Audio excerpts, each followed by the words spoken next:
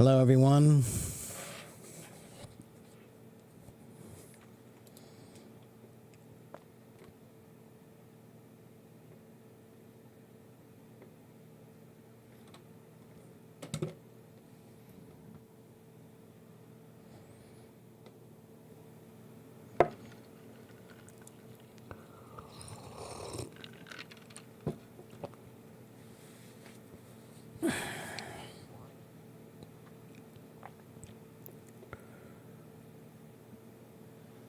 How's everyone doing?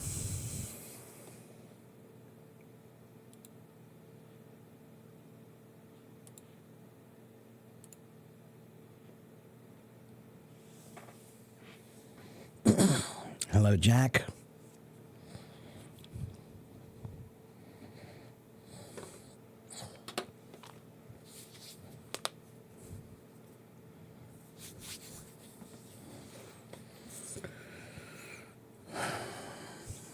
I'm pretty good. Hello, Zendan and Tina and Hajir and Anwar.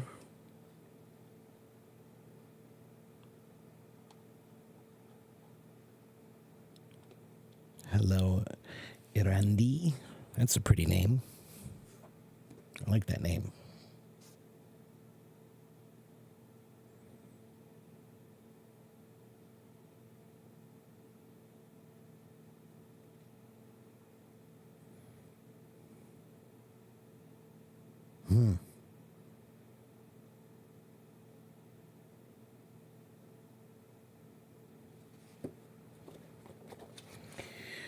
Yes, happy Eid to my Muslim followers.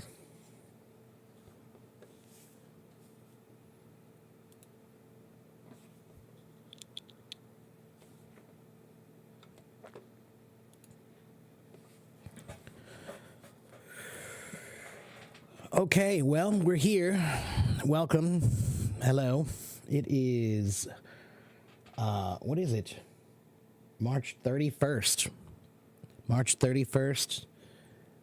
And it is 9:46 a.m. here in Cincinnati, Ohio. Tomorrow is April Fool's Day. Yeah. I had to explain April Fool's Day to my student this morning, my private student. And he's 10? I think he's 10. He thought it was pretty funny that we have a holiday just for playing jokes on people. He's excited to go to school tomorrow because he wants to play jokes on his friends.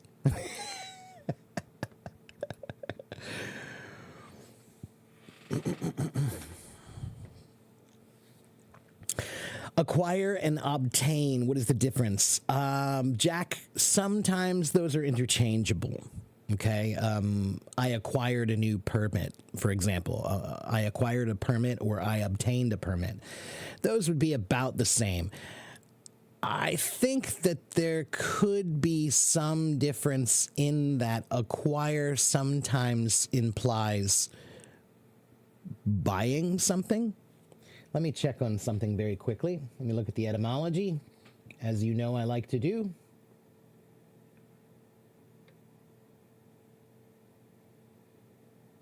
Huh? Where did it go? Where is it? I always forget the C. Acquire.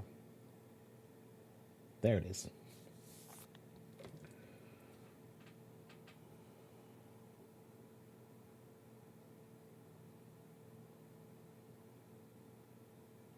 Interesting. So the original meaning of acquire comes from the Latin word acquirere, which does just mean to get, to gain, and even to obtain. So acquire is related to the word query. A query is a question, right? You're seeking to obtain information. That's a query, right? So let's go to my next resource.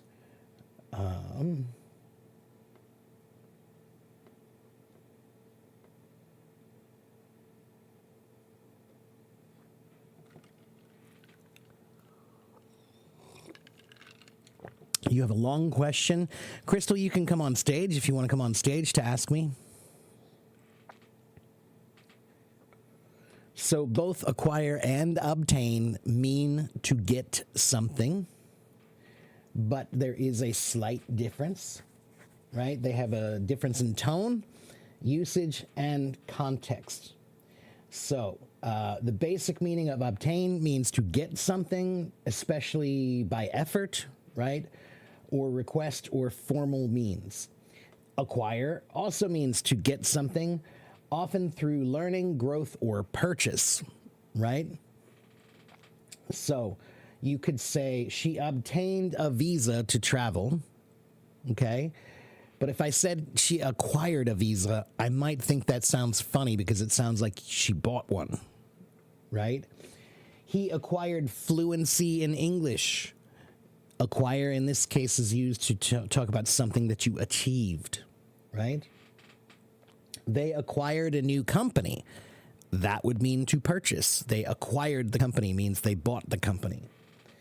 So formality and feel. Obtain is a little bit more formal, and it's often used in the context of legal terms, bureaucratic terms, government stuff, official stuff, right? You must obtain a permit, right? Permits are government things, right? So you must obtain one. Acquire can sound more natural in everyday situations that are talking about skills or habits or possessions.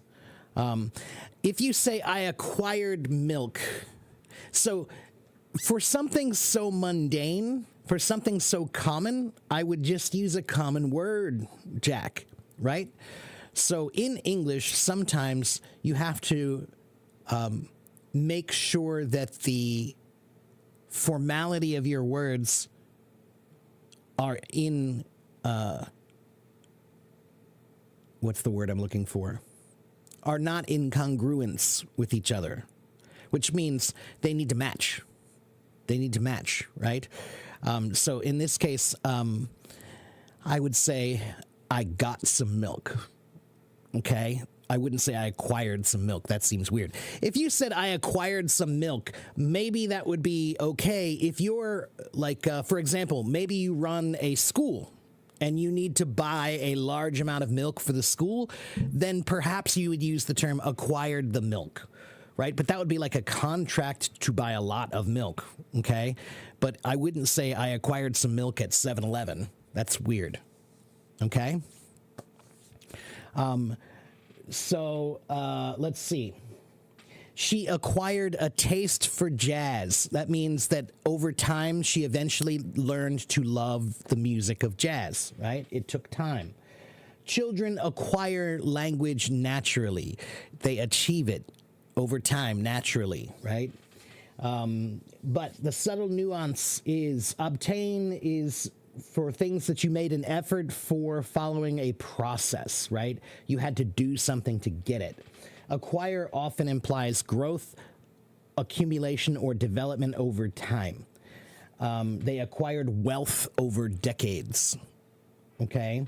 He obtained the password after contacting support, okay?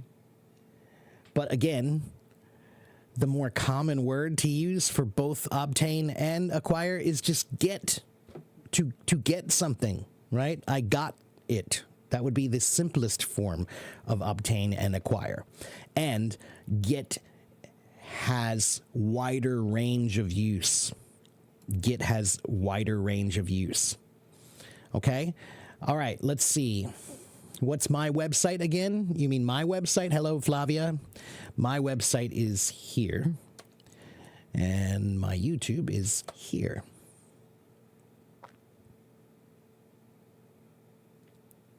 Hello, Chris. Hello, Emma. Thank you, Emma and Neil. Hello. Let's see. All right, so Crystal, I'm still waiting for your question. What if you're writing a book? If you're writing a book, Acquire or obtain could be the correct word, but it depends on the context that you're using it in. I wouldn't just say those words are useful because you're writing a book. Get is also useful in a book, okay? Just depends on what you're trying to say and the formality with which you're trying to say it. Amin says, could you please explain the words rough and tough, different meaning and usage? Okay, that's a good one. Yeah. Rough and tough. They do have some similarities. So, for example, he's a tough guy. He's a tough guy. That's a person who's strong. It's difficult. They can endure difficult things. They're tough. Okay, so a tough person is someone who can endure difficult things. All right. Tough could also be this test is really tough, meaning difficult. Okay, so tough often means difficult, or it means able to endure difficulty. Okay, easily. Right? He's tough. All right.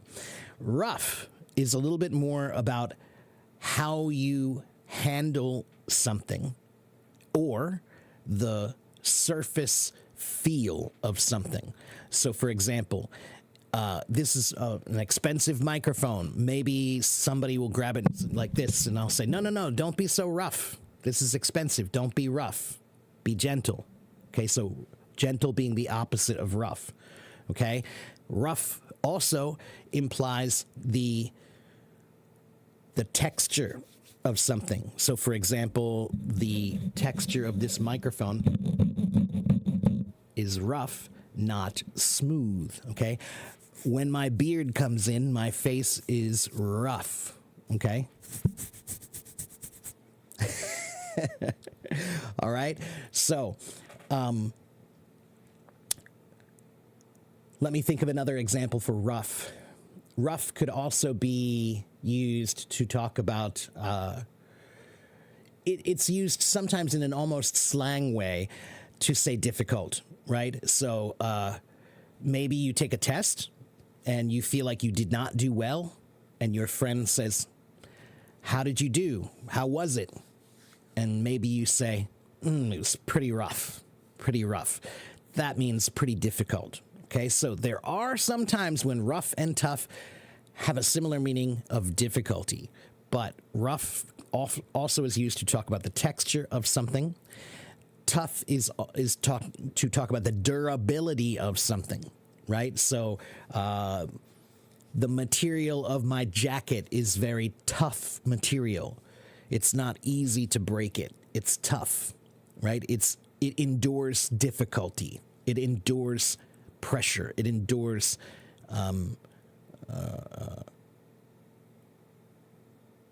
what's the word I'm looking for? It endures stress. Okay. Okay, I mean,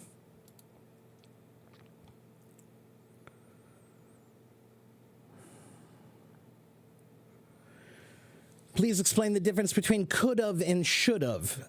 So, could have is something that you can do, but you did not. Should have implies something that someone tells you that was the thing that you should have done, meaning you ought have done, right? So someone is telling you what they think is the best choice. You should have gone to bed earlier. You should have studied more. You should have. That's me telling you, why didn't you? What's wrong with you? Why didn't you do this more? You should have been on time. You should have read more. Okay, something like that, right? Could have is like, hey, you could have studied more. That means, hey, you got a bad grade and you should have studied more. That's true. But I'm telling you, you could have and you didn't. You could have and you didn't. Okay, so could is the form of can. Should is the form of telling you what is the best choice, right? So it implies that there's a better option or a worse option. Okay?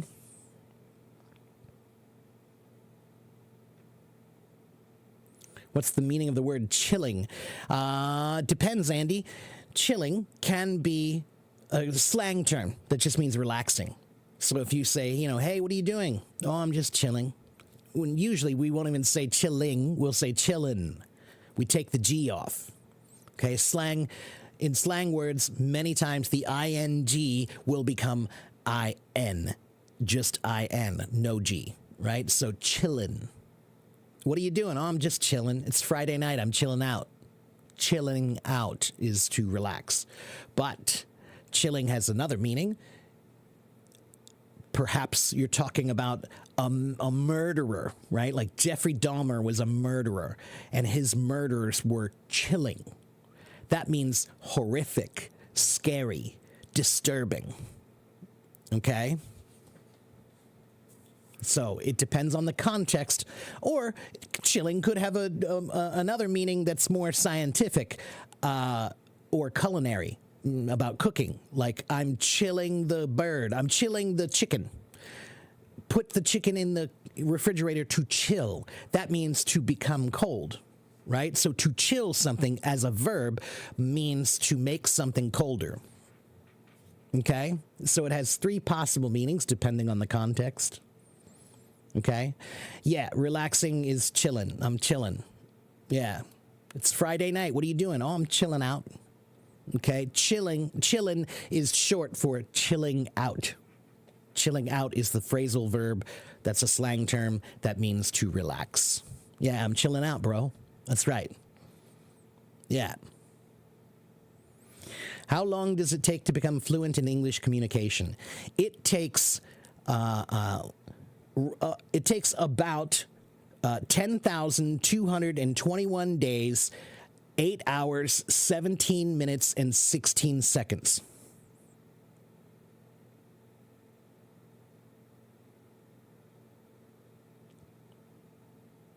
Exactly, LOL. There is no number. There is no number. There is no way to know that. It's like saying, when will I be finished learning history? When will I be finished learning math? When will I be perfect in math? When will I know everything about history? Never. Never. Huang Ying, if you want to study a language, the day you're finished is the day you die. Okay, so do you know when you're going to die? That's the day that you'll be done learning. Okay, that's how it works. Hello, Miguel. How are you, my friend? How is Nola? How is Nola? No, 6 months, no. Huang Ying, do you think I can learn Chinese in 6 months fluently? No, I've been learning Chinese for more than 10 years. I'm still not fluent. Okay? You would think it's silly if someone said, I learned Chinese fluently in 6 months. You would say, no, you didn't. That's what you would say. You would say, no, you did not. You did not learn Chinese in 6 months. So why is it any different for English or Spanish or German or French or Arabic or Japanese? Anybody who tells you that you can learn something fluently, and they mean that you are finished learning, that you don't need to study anymore. That's what most people are thinking about when they say, I want to be fluent. You're saying you want to be fluent because you want to be done. But there is no done. There's no finished. Okay, fluency is a mythical island that does not exist. You can't get there. Okay? Fluency is a fantasy island that doesn't exist. Okay? That means you just keep working on it. Okay? Anybody who says they're fluent, I'm sure I can ask them a question that will make them stumble with their words. Does that mean they're not fluent? For example, maybe I meet Albert Einstein, okay? Brilliant man, okay? Right? Or Barack Obama. I could meet Barack Obama and I could ask Barack Obama a question about drumming. He doesn't know anything about drumming, as far as I know. He won't know how to answer the question. He won't know how to speak about it. So does that mean Barack Obama is not fluent? It's a silly idea, fluency. It's a silly idea. How many words do you need to know to be fluent? Is it 20,221 or 20,222? And do you need to have perfect grammar to be fluent? Or what about an accent? If you have an accent, does that mean you're not fluent? Fluency is just such a stupid, stupid word that doesn't have any value in learning. So I want you to take the word fluent out of your dictionary. Take the word fluent out of your dictionary. Just get rid of it. Everything will make more sense if you get rid of that word. Okay? Yes, I will let you come to the stage. Crystal, do you want to come up? Yes, absolutely. Of course, Crystal. And Anwar, I'll get to you after Crystal. She was first. Let's talk to Crystal.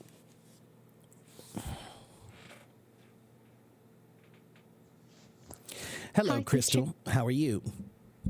I'm doing great. How about yourself? I'm all right. Happy Eid. Thank you so much. You're welcome. Thank you. What's your question? What can I do for you? So it's kind of a long question, so please bear with me. Take your time. So I'm aiming to sound more precise, which almost takes a long time, as you know. And I feel discouraged because I wouldn't feel satisfied with my word choice. For example, I wouldn't use the word destroyed instead of ravaged just because they have the same meaning.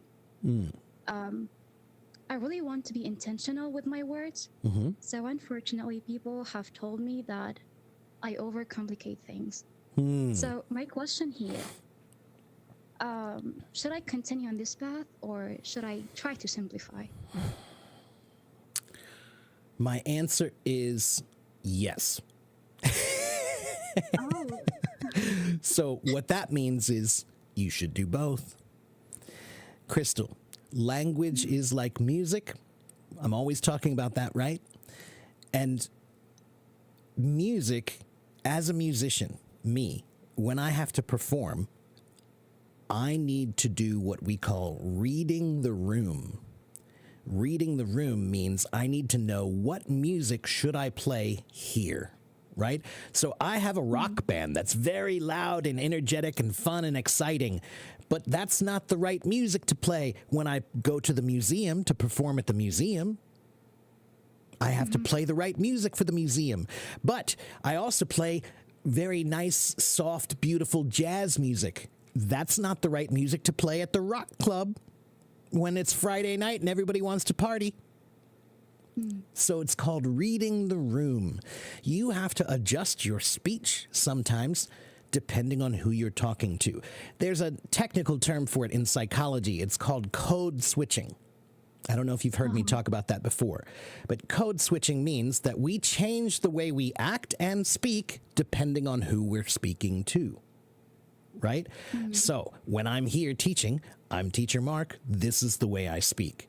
But last night I had band practice with my band, and I don't speak like this around them. I'm much more relaxed and loose, and I use more slang. I curse every once in a while.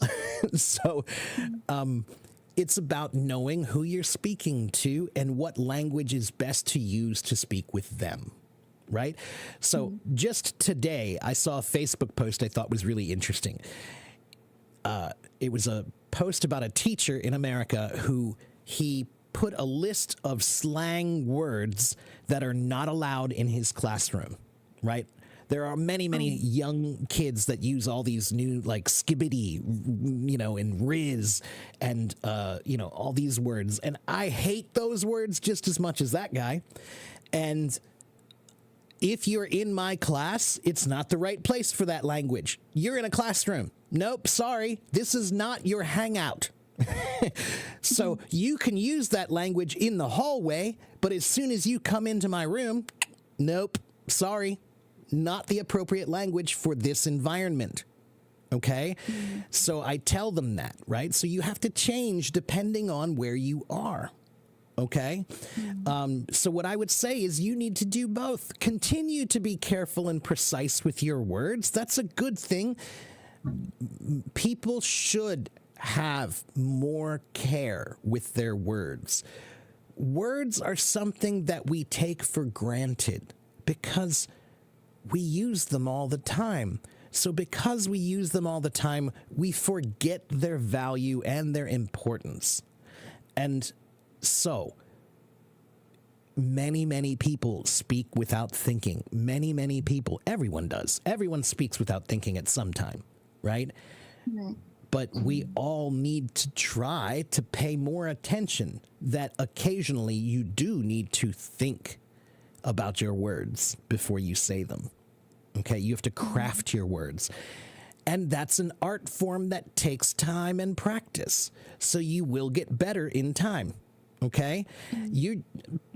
Crystal, you sound fantastic right now. How old are you again? Remind me. I'm 23. 23. You sound amazing. You do. Appreciate it. I assure you, you sound better than many native speakers from America. Okay? Oh, You flattered. sound Thank better you. than any kid in high school in America, for sure. Okay? You sound like you could go to college in America tomorrow and you would be fine, and the professors would like your language. Thank you so much. Okay, I so appreciate it. so that means that you have the care, you have that part down. That's good. You're working on that. You have a very strong sense of importance about the care of your words. That's good. But yeah, maybe your friends are right. Maybe every once in a while, let your hair down. Do you know that one? That means be comfortable. It means relax. Yeah, a long time ago, Crystal, girls always used to wear their hair up with lots of pins in it, and it was very ornate, but very difficult and uncomfortable. So when the girls got home, they would pull out all the pins and go like this with their hair and let their hair down, which is it's an English idiom that means to relax. Oh. Okay? So it's not a bad idea to settle for synonyms.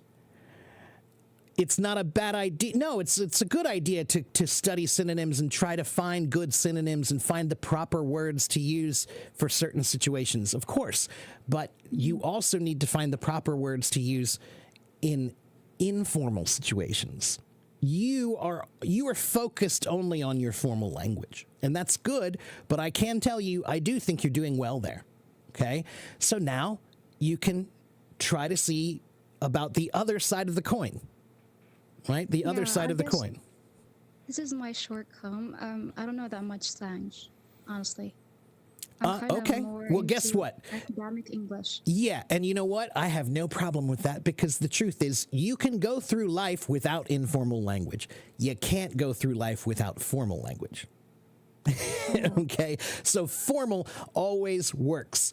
Informal doesn't always work.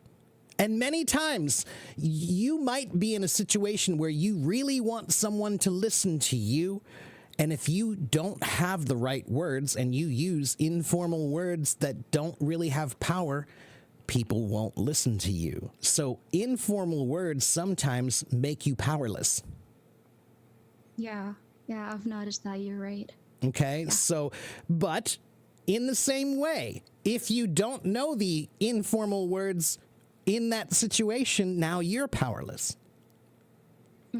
Right? So part of the reason why I hate the young kids' slang today is because I don't know it. I don't understand it, and I'm not interested in it.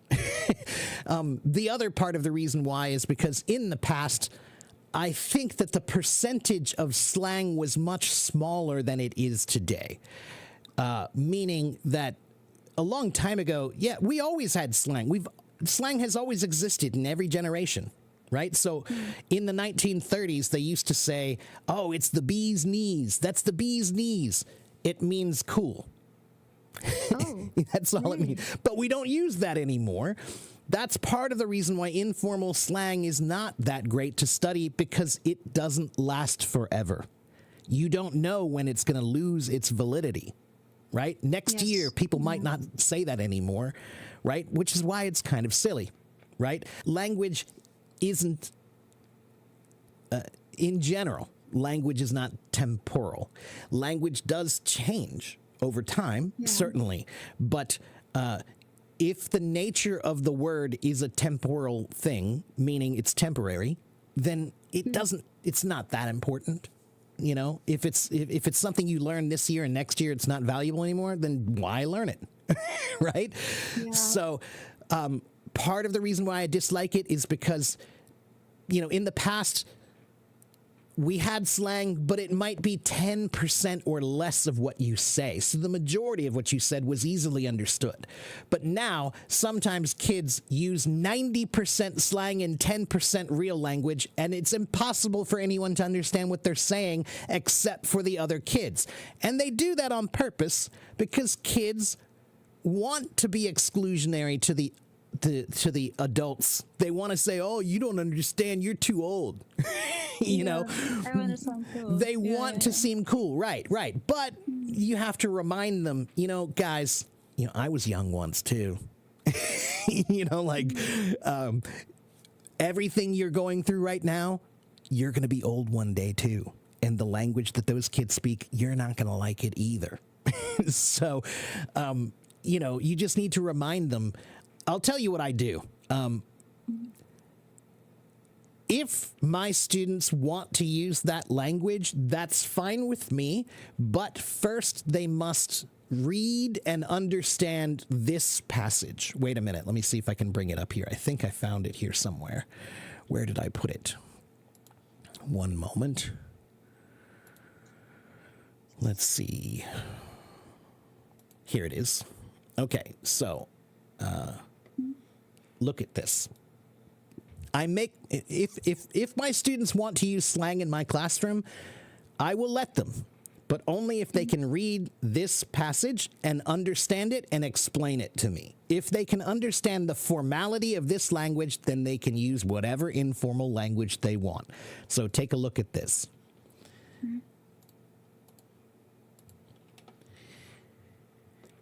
Okay, here it is. I'm going to read it for you, okay? Okay. Slang, by its very nature, functions as a sociolect, an in-group linguistic code that often delineates cultural, generational, or subcultural boundaries. While it may serve as a marker of identity or solidarity among insiders, it simultaneously erects semantic barriers for those external to the group. This exclusionary function undermines the foundational purpose of language to facilitate mutual understanding and the unimpeded transmission of thought. The inherent opacity of slang renders it inaccessible to non-native speakers, intergenerational interlocutors, or those unfamiliar with its cultural context. Rather than fostering inclusivity, it obfuscates meaning, relegating outsiders to a position of interpretive inferiority. See how difficult this is? This is very formal language. So that's what I tell my students. If you can understand this and what this is saying, the general idea of this passage is it says that slang language sometimes is exclusionary. And that's not a positive thing. When you deliberately use language that excludes people, it's a form of, well, it's almost a form of bullying. You know, Right, like, the you other don't understand me, interlocutor? ha ha ha, you know, that kind of a thing. What were you saying? And the other interlocutor, which feel like he's an outsider. That's to the right. conversation. Right, that's what I mean. Yeah, so sometimes slang is used to tell people that you're part of a group. Sometimes slang is used to tell people you're not part of the group. But I don't approve of that. I don't approve of exclusionary language. I like inclusionary language. And formal language is inclusionary because if you study it, everyone will know what you mean. But informal language is not true that way. Many people will not know what you mean if you say riz or skibbity or on fleek or whatever. Nobody's going to know what you're talking about. Or I should say, no, not nobody. Maybe 10%. But yeah, only the young people will. What good is that? What's the purpose? Why would you deliberately want to not let other people understand you? Right? Okay. In non-native countries, we don't care that much about slangs, but whenever we talk with natives, we kind of forced to use slangs with them. Yeah, I understand. But do you know what you should do? Find better people to talk with. You're right. That's really what it comes down to. You know, that's why I tried to remind people that if you're on Hello Talk, you need to remember the majority of people on here are just regular people. Okay? And that means that, to be honest, your goals of language learning are probably higher than their goals of language usage. Means that they don't care. They use informal language and they don't really care if they make grammar mistakes. They don't really care. So your level of care about language is far greater than theirs as a native speaker versus non-native speaker. It's an interesting thing about learning another language. When somebody else is learning that language, they care more about it. You know, it's not your language, so now you need to know it in a much more detailed way. Right? But when it is your language, you want to learn it as quickly as possible and then forget all the rules as quickly as possible. Right? So what I would say, Crystal, is don't worry too much because your formal language is excellent. But it's not a bad thing for you to pay attention a little bit to what your friends are saying. Your friends are saying the same thing, Crystal. They're saying the same thing. They're saying sometimes your language makes them feel excluded. Oh, get that's it? Right. Yeah, I need to pause sometimes. Yeah. So for the same reason I don't like students using, slang, that's why you need to make sure that read the room. Read the room. If you're talking with your friends and you're just hanging out, you don't need to use big words like interlocutor. You could just say outsiders, yeah. So, I think you're doing fine. I wouldn't worry too much, okay? The problem you have is a good problem to have. It means that you have excellent language. You just have to, work a little bit on the slang, but that's really not of that much importance. It's only important in a few places. That's why I'm trying to say formal language will open many, many, many, many, many doors for you. Slang language doesn't open so many doors. It opens some, but not so many. That's right. That's right. Thank you so much, teacher. I really appreciate it. No problem. Thank you so much for having me as well. And again, don't worry. Remember, confidence is a big part of language. And as soon as you start believing that everybody's telling you how bad you are bad. So just keep working on it and remember that the goal is not perfection.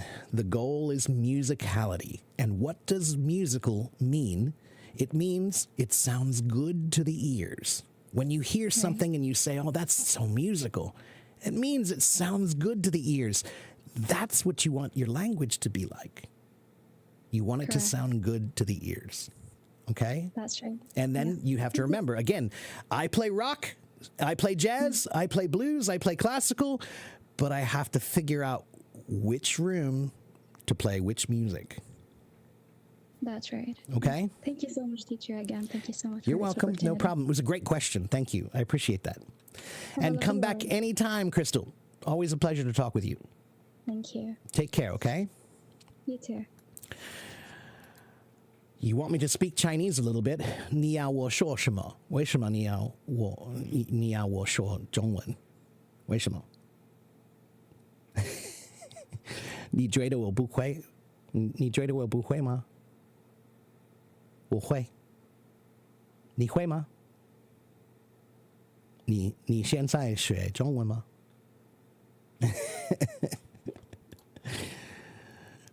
？Hello, Belen. Okay, let me check the comments. I'm sorry. Let me go back and check the comments, make sure I didn't miss anybody's questions. Okay. The word downtime can be used instead of free time. Yeah, downtime is free time. Yeah, it's a slightly more formal version of free time. Yeah, what do you do in your downtime means what do you do in your free time. Okay? Hello, Anonymous. I'm fine. You have another question regarding the use of subjunctive mood in a particular sentence. It is high time that Emily had her hair cut.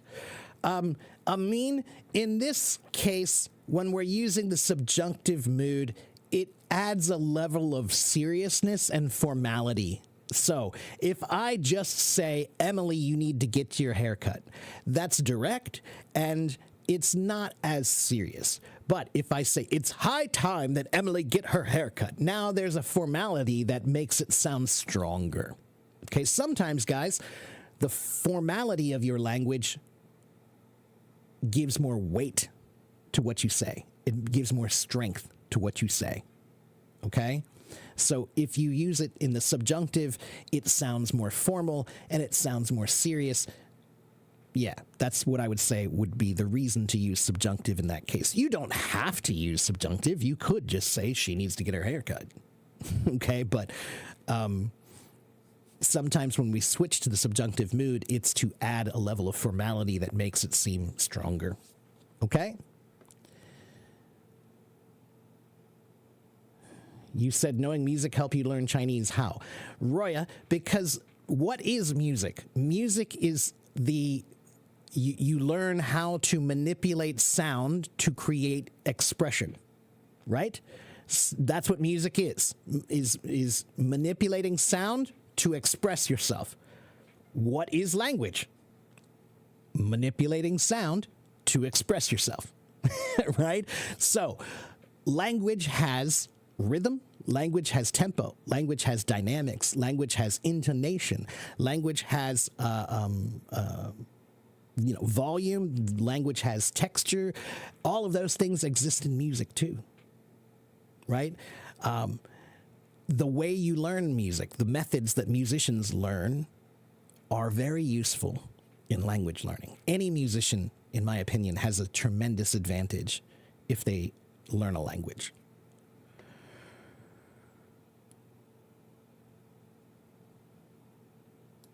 Lucas, you want to know if there's anybody who wants to have a cat in Suzhou? You're getting rid of your cat, Lucas? What? I'm confused. I don't. If you live in Suzhou and you want a cat, then talk to Lucas. All right, please be patient. I'm trying to finish the comments, then I'll get somebody else on stage. Okay, Owen Yan, be patient. Hold on a minute. I'm trying to finish getting the comments read, and then I will get some people up. Okay.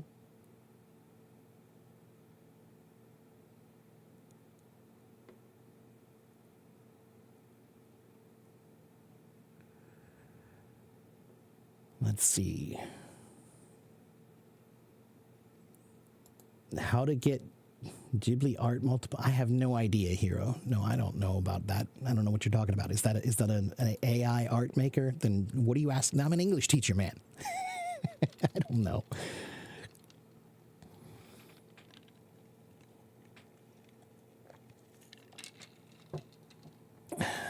Thank you. Is it Rocky? Hello, thank you.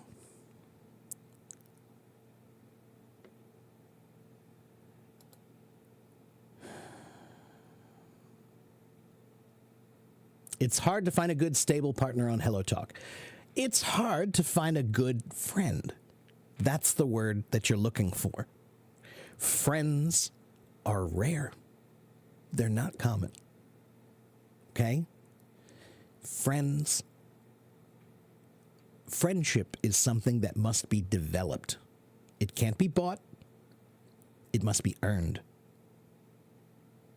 So what you're looking for, you're not looking for a partner on HelloTalk. You're looking for a friend. Why? Because guess what friends do? Friends will help you.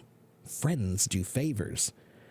But if you don't know me, you're not my friend, I'm not going to do a favor for you.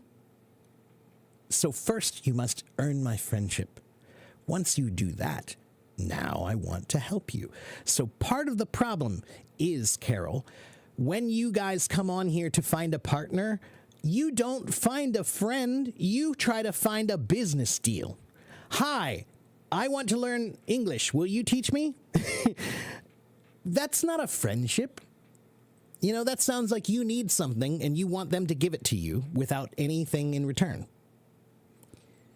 Start by speaking like a friend and build from there. And once you earn their friendship, then you'll have a good language partner. Okay?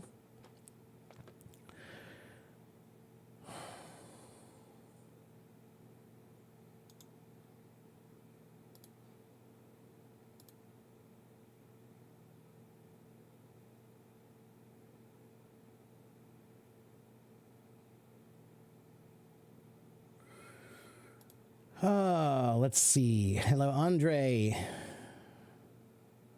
How can you make your mouth speak English without feeling pressure on it? Do you know how to ride a bicycle? Everyone who rides a bicycle, the first time they ride, crash, right? It's uncomfortable. So how did you become comfortable riding a bicycle? Do it again and again and again and again. Everyone is uncomfortable when they swim for the first time. You get in the water and, I'm uncomfortable. But you do it again and again and again and again, and eventually you are comfortable. So how do you become comfortable with English and feel no pressure?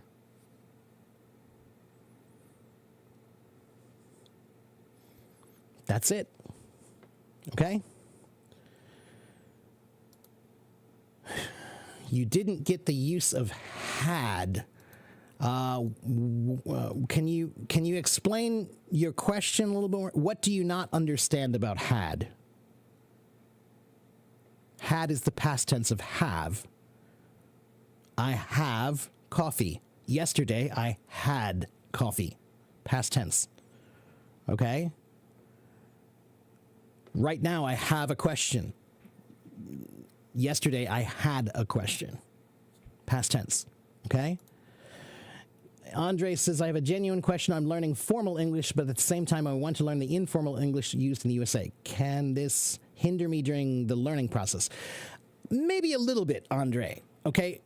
What I tell people is start with formal language. Formal language works almost everywhere. Formal language will open many more doors for you, so it has tremendous value. Slang language doesn't have as much value as formal language does, in my opinion. Okay, so what I would say is you can spend time learning some informal English, some slang, colloquialisms, dialectical language, but I wouldn't spend a lot of time on it. I wouldn't spend too much time on it unless there's some specific reason. Meaning, maybe, like let's say you're a skateboarder. You're a skateboarder and you met a group of American skateboarders that you want to hang out with, and they speak slang all the time, so you want to be able to interact with them better. Okay, now you have a reason to study slang for that particular situation, right? But still, that's one situation, right? It's not that broadly useful, okay? Hello, Brand. Thank you, Lynn. Hello, everyone. Again, I'm trying to get to the comments as quickly as I can. Carol says, they just ignore you when you say hello and introduce yourself. Yes, that's true, Carol. Finding a friend is like fishing. When I go fishing, I love to fish. And when I go fishing, sometimes I'm out there throwing it, and I'm out there for hours and hours, throwing it out there, and nothing. And then maybe 1 or 2 or 3, but I might throw the fishing line out 100 times, 200 times, just to get 3 fish. And I have to have the right bait to get the fish. Fish don't eat anything. Okay? If I put a piece of tissue on the hook, they're not going to eat this. If I put a worm on the hook, they might. That's what I mean about your introduction. Your introduction is bait. If you have a good introduction, the fish will bite. If you don't, they won't. So, if you say, "Hi, my name's Carol. Will you teach me English?" That's not a good introduction. If you say, "Hi, my name is Carol. I'm from Beijing. I really want to learn English, and I was hoping you could help me. I read in your profile that you like cooking. I like cooking too. Can you tell me your favorite recipe?" Or, "I read in your profile that you like movies. I like movies too. What's your favorite movie?" That's a good bait. That's good bait, okay?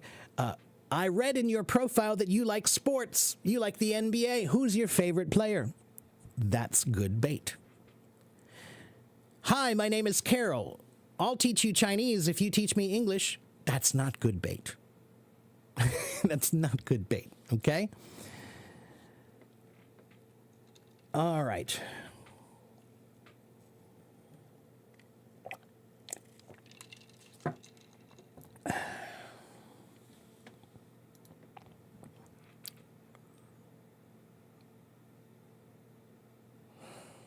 Can you say bro frequently? No. Andy, don't. Okay? It doesn't sound good, guys. If you say bro all the time, I'm sorry, but I have to tell you, it does not make your English sound good, and it makes you sound a little immature. Okay? Bro is a word I do use, but not that often. And if you overuse it, it loses its meaning, and it becomes like linguistic garbage. Okay? If you say it all the time, "What are you doing, bro? How are you, bro? Oh, that's cool, bro. What are we going to do next, bro?" That just is linguistic garbage. Why do you need to say bro so much? Why? And bro means brother. And I understand you want to imply, you want to tell someone you want to have a relationship, you want to be closer to them, you want to have friendship. But friendship must be earned. And sometimes when you tell somebody, "Hey, bro," they might actually say, "Don't call me bro. I'm not your bro. I don't know you. Why did you call me bro?" They might actually get upset. Okay? So bro is a word that you can use when there is someone that you feel close to. You can say that. "This is my bro. Let me introduce you to my bro." That means let me introduce you to my good friend. I don't say, "Hey, bro, sit down. Hey, bro, do you have a question? Hey, bro, do you want to get something to eat?" No. Okay, so don't use bro too frequently. It does not sound good. It does not make you sound better, okay? I know a lot of people think that it does, but it does not.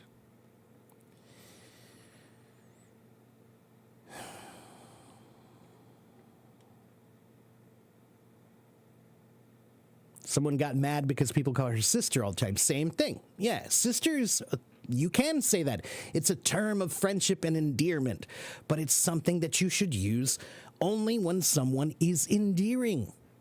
Only when someone is close to you, okay?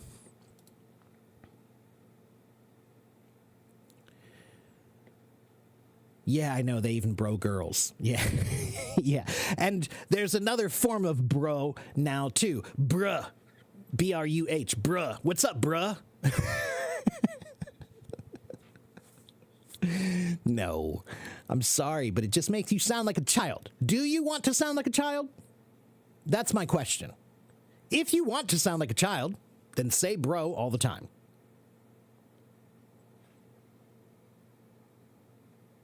Okay? That's really the simplest point. If you like sounding like a child, go for it. Okay? What can you say instead of bro? That's a good question. Here's the term you should use. My friend. How are you, my friend? It's nice to meet you, my friend. What can I do for you, my friend?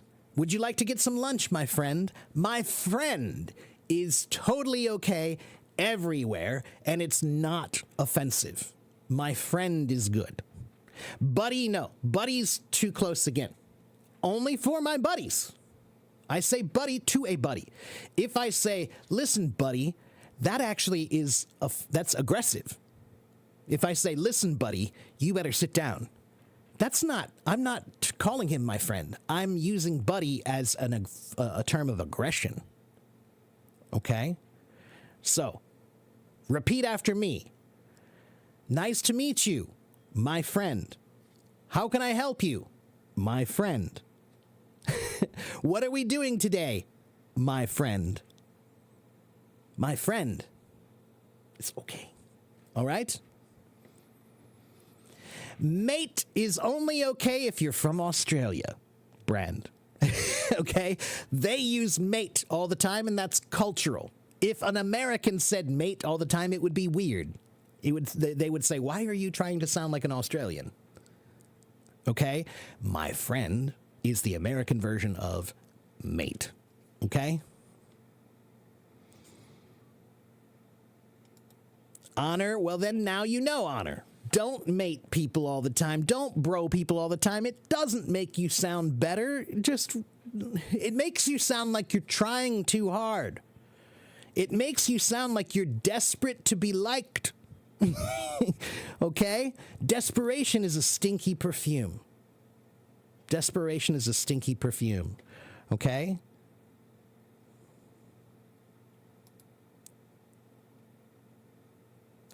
Brand says, here in Italy, we say bro all the time, but only teenagers say that. Yeah, and they sound like teenagers, right? When they use it all the time, it sounds immature. Okay? How can he use kind of in the right context? Kind of, Andre, is usually something we say like when you're trying to describe something and you don't really have a perfect description, it's kind of like this. It's kind of like that. It means a little bit like that, right? Or maybe you say, is this hot? Kind of.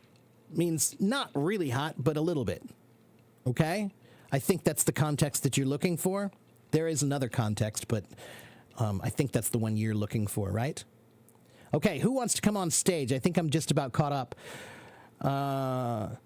When you speak English, you think in your mother tongue and then translate into English. Why is that? Hamza, that's because you, Hamza, you studied reading, you studied writing, you studied listening, and you studied speaking, right? Writing, reading, listening, speaking. You studied those, but you did not ever study how to think in English. And because you cannot think in English, you must translate everything. And that is the number one biggest mistake everyone makes in language learning. Language is not about translating from your native language into that language. No, language is about using that language in your mind. That's what you're supposed to do, is use English when you're thinking. Because if you think about, oh, today I'm tired. Oh, what do I have to do today? Oh, I need to go to the market today. This is all in my mind. I needed to go to the market. Oh, I'm late. I need to get there fast. Oh, I don't have enough money. This is too expensive. That's cheap. Ooh, wow, that's yummy. Think in English. You don't have to say it, but you do have to think it. And if you do, then when you speak, you won't be translating. The words will be in your mind automatically. Okay?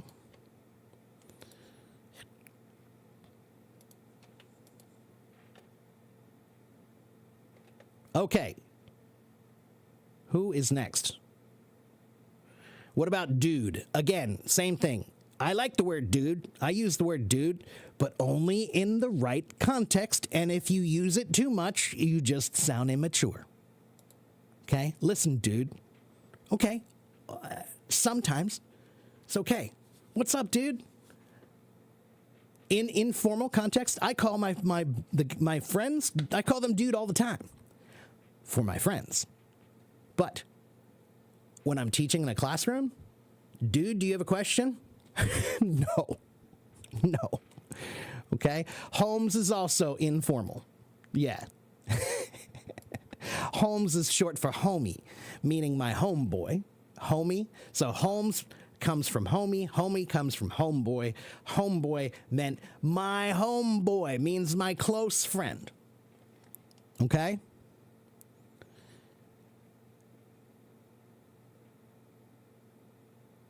Oh, good Lord.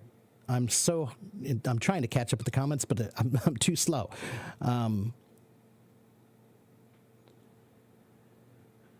How do you improve your vocabulary?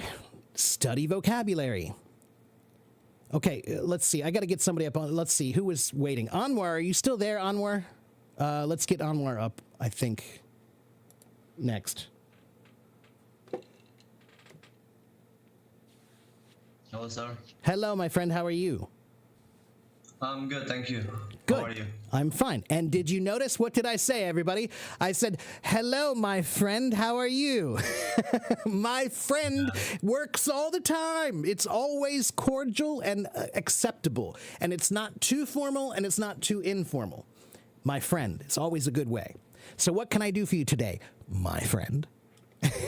So I got this one question for you. Like, how often do native speakers use idioms or slang when they're talking? Pretty often, especially idioms. I think idioms are used in English more than many languages. For example, Chinese, they use idioms, but not as often, right?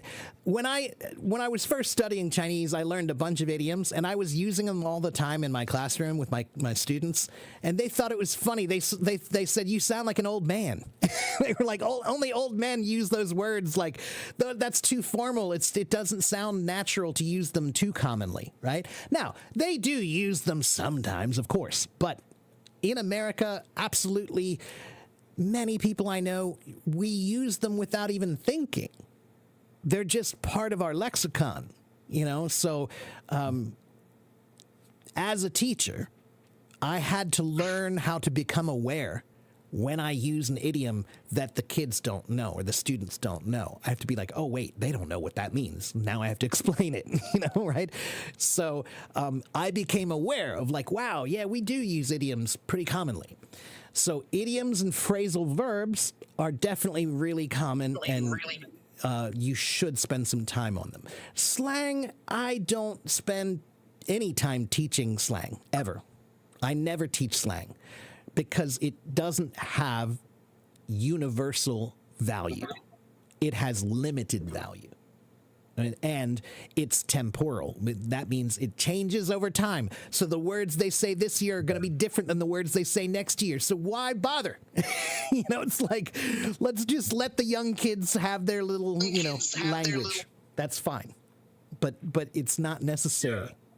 Yeah, I wouldn't spend too much time. I also am a teacher, so I sometimes like my students. So I teach in bilingual school. So sometimes they use all these like slang, all these kids term all the time. So I teach kids in primary school. So they use the word "rees" and then "skibidi" things like this, like often. And I have to like I think I should know like myself like what's the meaning of these words. So I have to try to find out like the meaning. Yeah. And sometimes it has like negative meaning, right? Yeah, right. But again, I was just talking earlier about on Facebook, I saw a post from a teacher. There's a language page that I belong to, and this teacher, he posted a whiteboard, picture of a whiteboard, and he wrote all these words like skibbity and riz and Ohio and all this, and he put it on the board and says, not in my room. Nope. Sorry. Not going to do it here. And I completely support that. I think that's the right way to do it. You need to tell your kids that as soon as they walk in the door, nope, sorry, check your slang at the door. That's what you need to say. Check it. Here's your slang. Put it in a box. We're done with slang during my class. Okay? And then you can tell them, send me a message and I will send you my my little paragraph that I have here. And it's a very difficult paragraph that explains how slang can be used almost as a form of bullying. It's a form of excluding people from what you're saying. And kids do it. Why do kids do it? Because kids feel excluded from adults. Right? Kids always feel like the adults don't let them do stuff. The adults don't let me do this and they don't let me do that. So slang gives them a sense of power. Like, oh, I know something you don't know, you know, and that makes them feel like, ha ha ha, you know, like that. But you need to tell them, like, look, guys, I understand you want power. Language has power. And you know what you can tell them? Most kids hate learning grammar. Okay? Most kids that I know, right? But I want to tell you something. The word grammar, historically, it's related to the word glamour. And glamour, yeah, the word glamour now, what does glamour mean? It means beautiful, like amazing, right? She's glamorous, right? Like a movie star, right? But the original meaning of glamour means magical. Magical. Because why? If you have powerful words, people listen to you like magic. And so that's what I want my students to understand, is that language is magical power. And if you use the right words, it's like using the right magical spell. But if you use the wrong words, it's the wrong magical spell. And sometimes if you use the wrong magic, you know, things don't go right. So you have to know what spell to use, right? And if you want people to listen to you, tell the kids this. If something important happens, what language are you going to use? The formal one. Right. Why? Because informal language doesn't always work. Informal language, if you're in trouble and you need help and you start saying like, skibbity, skibbity, skibbity, like nobody's going to know what that means. You know, nobody's known has any, you know, that's so on fleek, on fleek, on, no, nobody knows what that means. So now you're in trouble and no one can help you. So slang is okay, but just like I explained to Crystal earlier, language has different kinds of music. There's just like music has rock music and jazz music and blues music and classical music.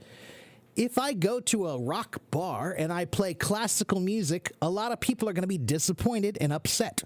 If I go to the jazz bar and I play rock and roll, a lot of people are going to be disappointed and upset. If you use the wrong music in the wrong room, people won't appreciate it. If you use the wrong language in the wrong room, people won't appreciate it.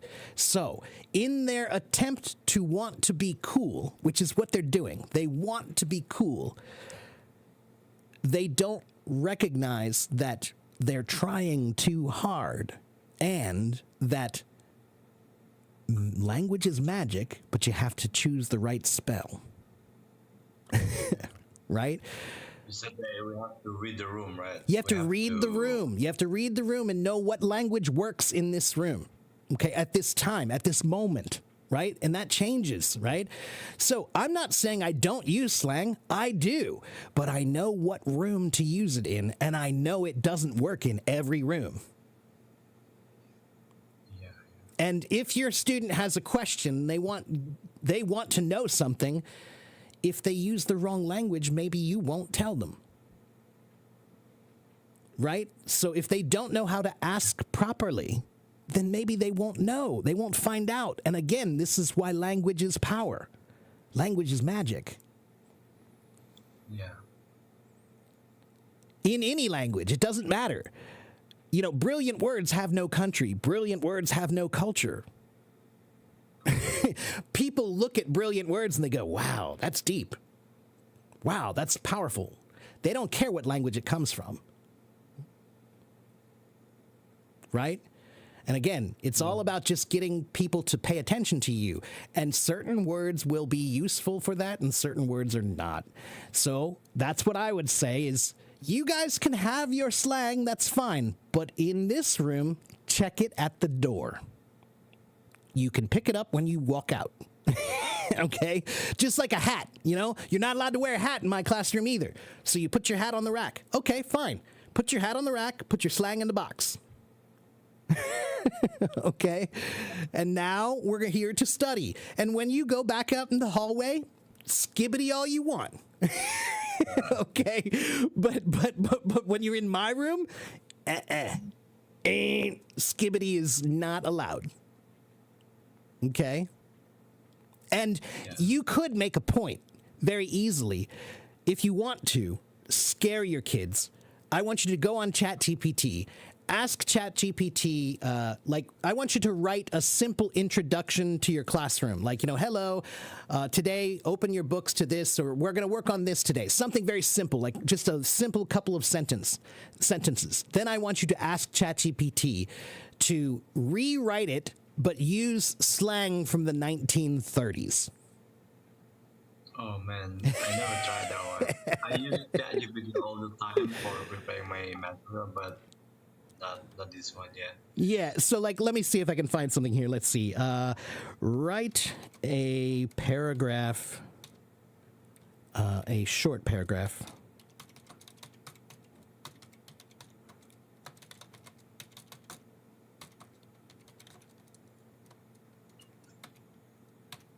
Let's see, we'll call it 1920s, 30s.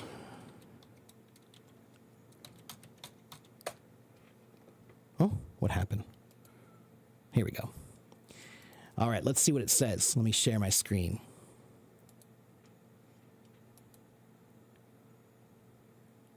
Huh, I don't know why, but it doesn't want to answer me. Keep saying something went wrong. Please try reloading the conversation. Okay, let me try one more time. Let's see, a short paragraph which uses a lot of slang from the 1920s. 30s in America. Let's see. Come on. Give me an answer. Here we go. All right, so take a look at this. This will be funny. Why does it keep doing that? It was started writing and then it stopped. And it keeps giving me an error message.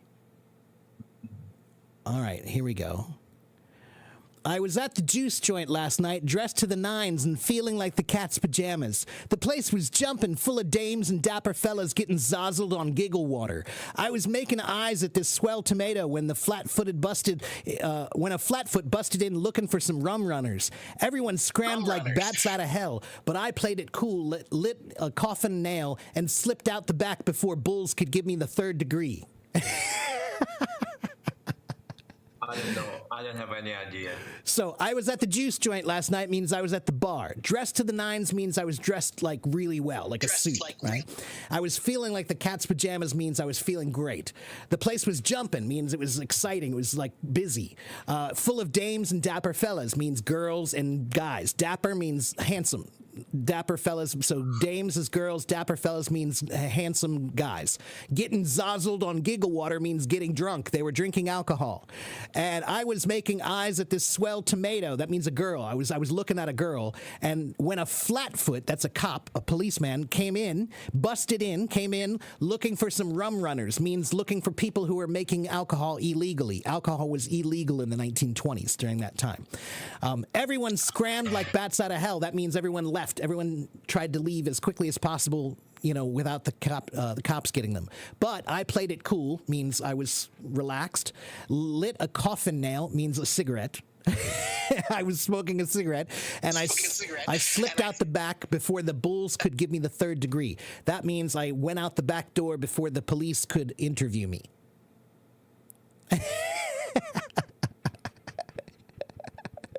So, you tell your kids if they can understand this, then they can use skibbity. I'll try this one. Funny, huh? Isn't that funny? I teach an English conversation class like once a week, but I don't teach them English daily. So Okay. yeah, I'll probably one, yeah. Yeah, just you just need to make sure they understand. Slang is the language of the young people. It always is. But if you try too hard, it doesn't make you sound cool. It makes you sound like you're trying too hard. And that sounds immature. Mature people don't need to try so hard. Understand? I try to, the reason why I try to find all of these words on the internet because I want to know like what are they talking about. Sure. So Yeah, and you should. I want to fit in. I want to know like Yeah. how they're gonna react to my knowledge about their language they're speaking. Like I think they try to talk about something like behind my back. So Yeah, of course. Yeah, you need to know. Yeah, that's like when I learned Chinese, my students didn't know that I knew Chinese. And so, like, sometimes they were talking about me in front of me, and I would be like, Sama, which means what? Like, I would be like, and then all of a sudden, the look on their face, they'd be like, He knows. Yeah. He knows, right? So yes, okay. So do you know about Urban Dictionary?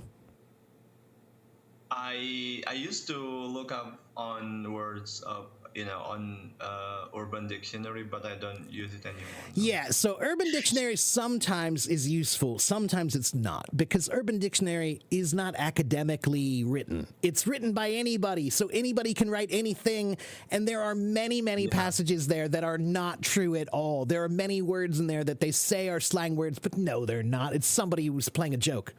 They wrote something silly, On Urban Dictionary, like most of them, the meaning of the slang that they post are like most of them are very, like they have like sexual content to it. That's true. That's exactly right. Yeah, many of them do. Right. And a lot of those, like I said, sometimes those are not even real. A lot of those, sometimes people just write them because they think it's funny to write something silly that's sexual, Let's see. Let me try something here.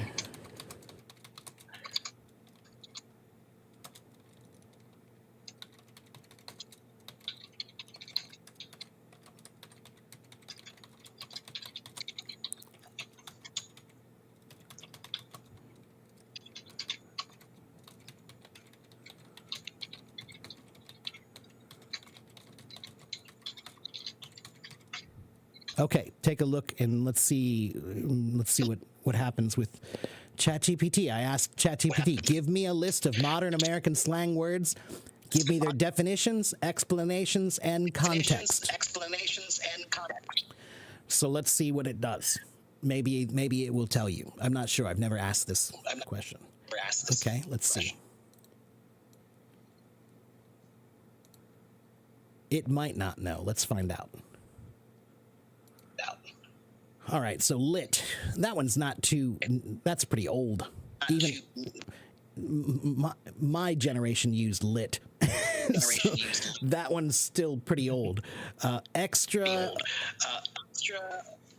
That one's kind of obvious, right? She's so extra, right? Being too much, right? Slay, that's a little bit old, but not too old. You slayed that presentation means you did really well.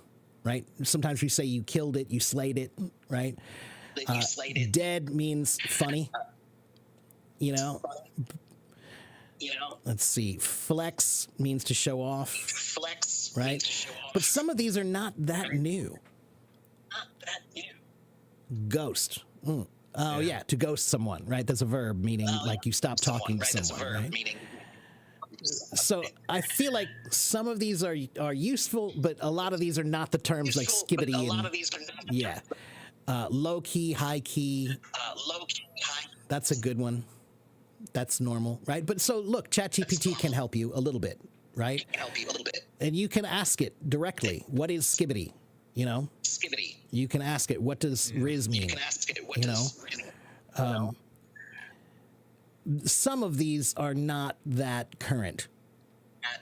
Like a lot of these are terms that my generation used, So they're, I'm almost 50. So send me a private message, and I'm going to find a website that has everything defined for you. Okay? All the modern slang. I'll find something good for you. Okay? So just send me a private message and I'll find something for you. Okay? But make the point. Make the point to your kids. I'll send you a link, and I'll give you that paragraph from the 1920s about slang. And you can read that to the kids and say, here's an exercise for today. Today, I want you to translate this paragraph for me. Tell me what this means. And ask them, just, what do you think it means? Does it mean anything? What do you think, right? And then maybe they'll understand, like, yeah, look, I didn't get that either. That's weird. Maybe I shouldn't use slang all the time, It is exclusionary. It leaves people out. And that's not always useful. Language is supposed to be about communication and expression. And if the words you use are deliberately trying to exclude someone, then you are not trying to communicate. You're trying to bully. Yeah. And that's not cool. Right? Yeah. So, I think you're doing great, man. You've got the right attitude as a teacher. So I'm quite certain that your students are in good hands. And one last question, sir, before I go. So I think you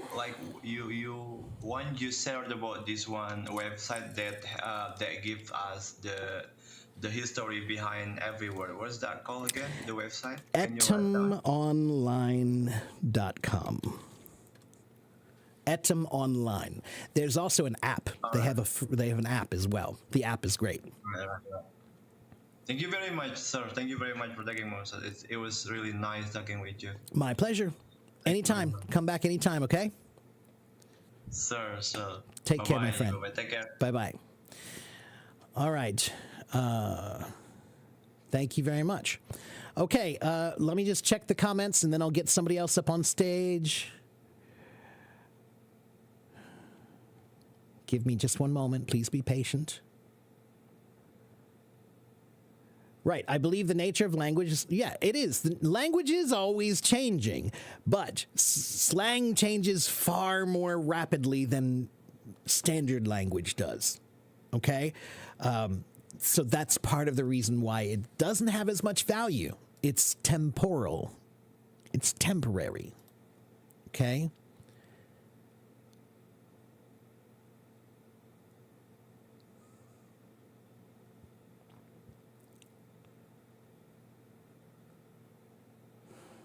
Okay, Hamza. Hamza wants a way to learn English. Follow me, watch me, follow my advice, and work hard. Hamza. There is no helicopter to take you to the top of the mountain. If you want to get to the top of the mountain, you must climb.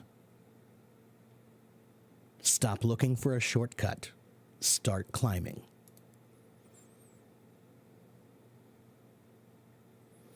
I look like your grandmother. Well, then I guess she's a handsome woman.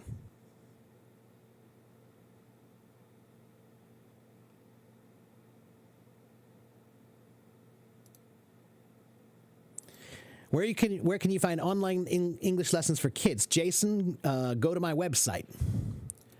Go to my website and sign up, and you will find many, many resources for adults and kids on my website. Okay? Okay, be patient. I'm almost caught up.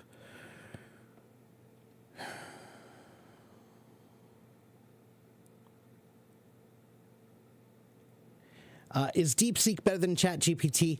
Is rock and roll better than jazz? I like both. Okay? Thank you, sunshine. I just got a haircut yesterday.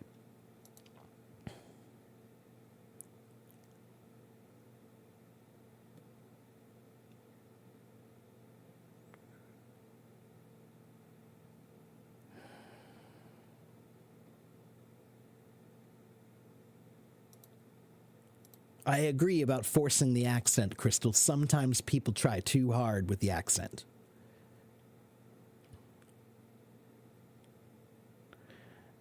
Javid, be patient. Javid, there are many people waiting. Just be patient, okay?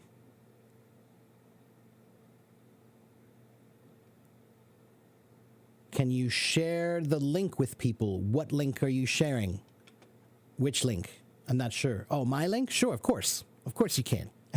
Yeah, here's my YouTube, and here is my website. Please, by all means, share them. Okay, who is next? Raise your hand if you want to come on stage.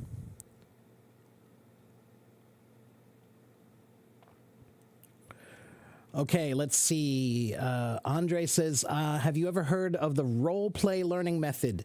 I always rehearse phrases in English. I think that I'll use. Yeah, of course, Andre, role playing and shadowing, those are both two very useful techniques. Yeah, I role play often. I have a live stream where sometimes I role play certain situations like ordering food in a restaurant or coffee in a coffee house or complaining about a problem or renting a hotel room, or paying for a hotel room, right? Yeah, those are role playing. Yeah, of course. Yeah, that's a great technique.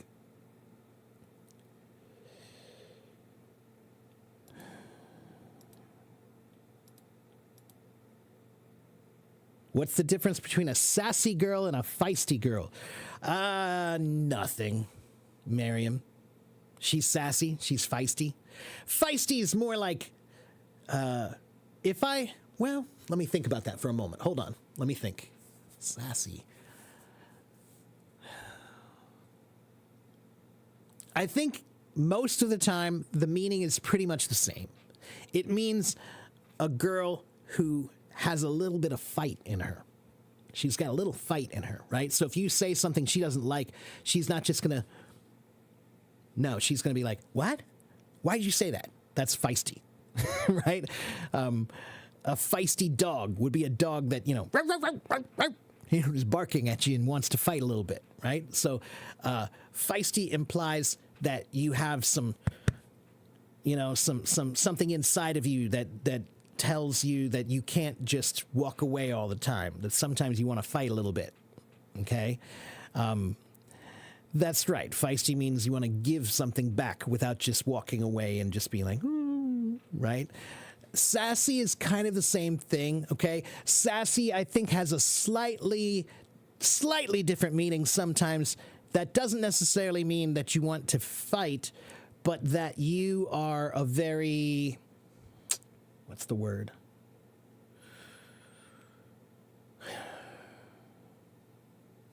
Let me check something. One moment. I'm curious where sassy comes from, too. But first, I want to look up this. Sassy. Yeah, it's bold. You're audacious. You're...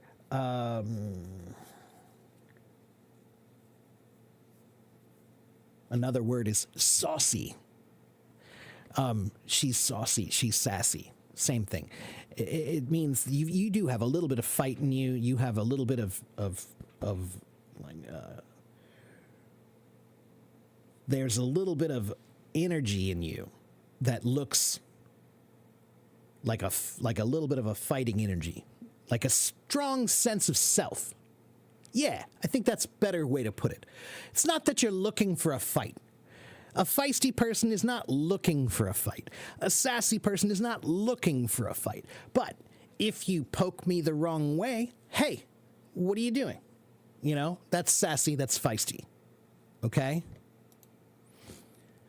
Yeah, playful, live, and energetic, that's more like sassy. Feisty is a little bit more like you don't just walk away from a fight. You'll argue back. Okay? What's the difference between specially and especially? Okay, yeah, this is a common mistake.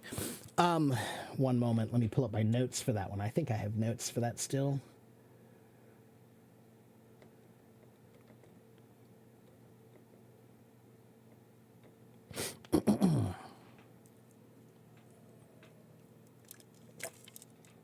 No, specially and especially are not interchangeable. This is a common mistake. Many people think they are interchangeable, but they are not.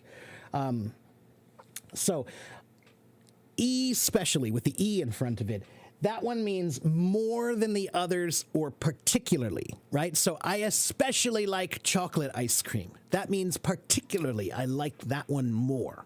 Okay, that's especially. I especially like rock music. I especially love to travel.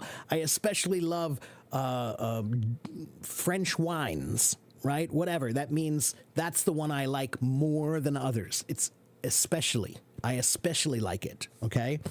But specially, without the E, it means for a special purpose or a special way. So, for example, especially, with the E, you say, I love desserts, especially chocolate cake. So, I love desserts, especially chocolate cake, means particularly chocolate cake. But if I say, this gift was made specially for you, that means someone took the time to do something special for you. Understand? So especially is used to show something stands out from a group. I especially like this one. Or he's especially difficult. Like maybe I have a student in my class who's always causing trouble. He is especially difficult. Okay?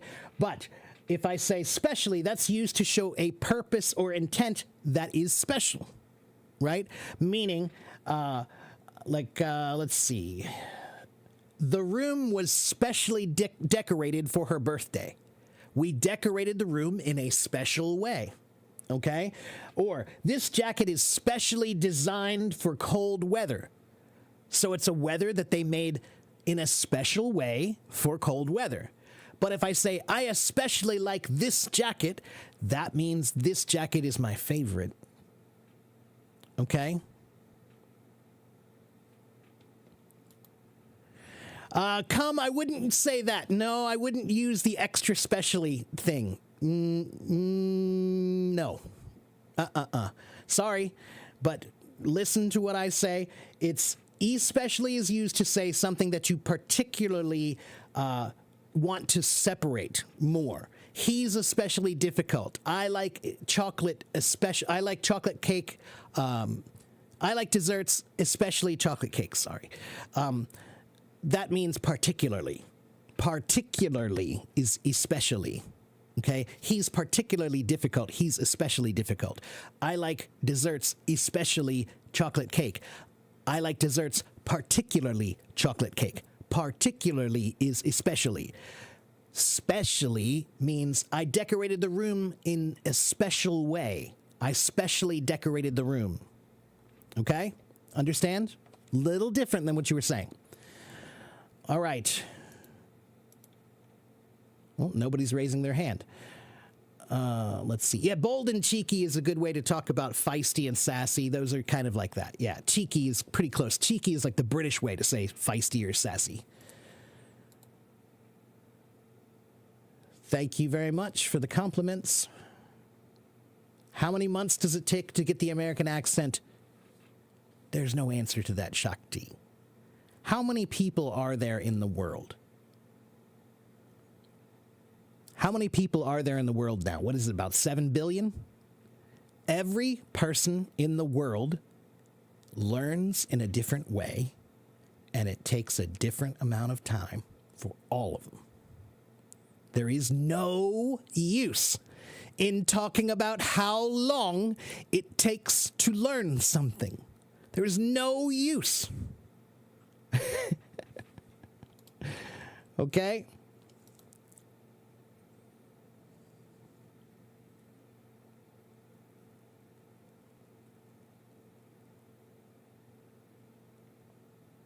What's the difference between maybe and perhaps?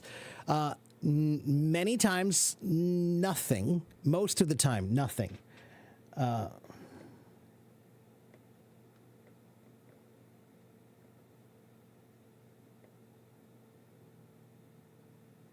Most of the time, those are interchangeable. Do you think it's going to rain later? Maybe. Do you think it's going to rain later? Perhaps. Okay? In that case, it's pretty much the same, okay?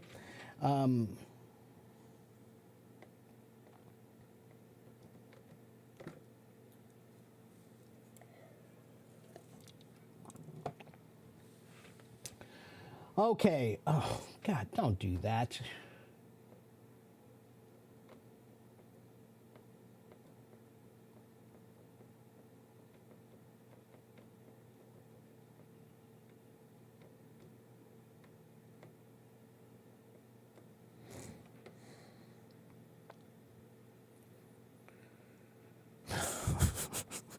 Sometimes ChatGPT is stupid.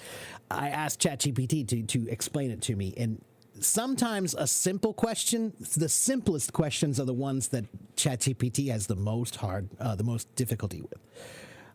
It's crazy, but in most cases, maybe and perhaps can be interchangeable, but depends on the context. There could be some where maybe it's not quite so interchangeable. Okay? And Crystal is right about the accent. Don't worry about your accent. Your accent is not that important. Your vocabulary is important. Your grammar is important. Your reading, your writing, your listening, your thinking, they're important. But your accent, the goal of your accent, Shakti, you have the wrong goal. You want to sound like me. That's the wrong goal. You should want to sound clear. Clarity is very different than perfection. And there is no real value in getting a perfect American accent. I know you think there is, but there isn't. Gandhi had an accent. Gandhi had beautiful words. Did anyone say, oh, we can't listen to Gandhi because he has an accent. His words are not important because he has an accent. No one has ever in the history of man ever said that before. So, what does that mean? It means the power of your words is what matters, not the perfection of your accent. Okay?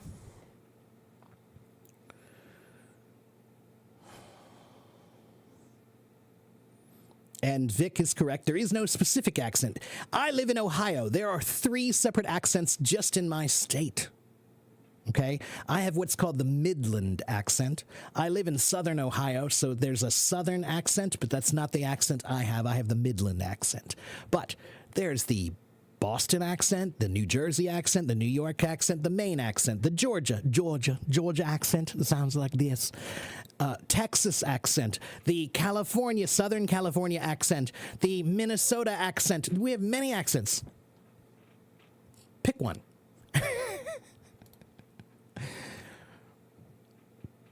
Why do people from Louisiana speak a different accent? Because that's how accents work. What is an accent? An accent is the way language changes based on the region where you live.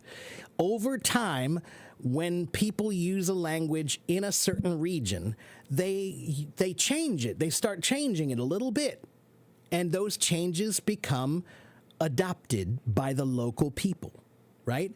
So there are certain things that we say here in my city that are not said in Boston or New York or Georgia or California. They're only said in this area. Dialectical language, okay? And the accent of each region is the same.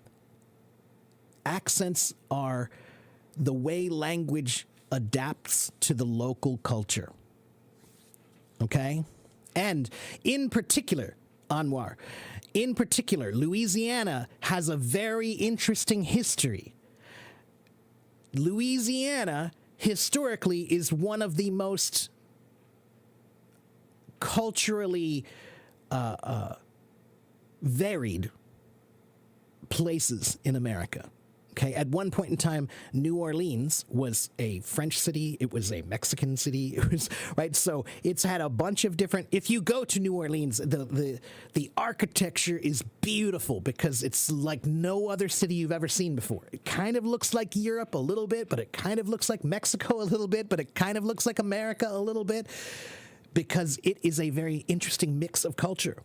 And in Louisiana, they have a special language called Creole. And they have food. That's a special food. Cajun and Creole food. Only local to that area. We all love to eat it, but it's from that area. Okay? What does the phrase into the weeds or deep in the weeds mean? So deep in the weeds means I'm stuck doing something. It's a golf metaphor. Okay? When you play golf, right? You hit the ball, and sometimes the ball goes where? It doesn't stay on the nice green, we call it, right? The nice fairway, meaning the nice place where they cut the grass. No, your ball, it went off into the weeds, and it's hard to get out of the weeds. It's hard to get out of the weeds. So when you say I'm in the weeds, it means I'm stuck doing something difficult. Okay? Try with DeepSeek or Perplexity. Yeah, I have those others too, but I usually just use ChatGPT. It's usually fine. Today it seems to be glitching a bit.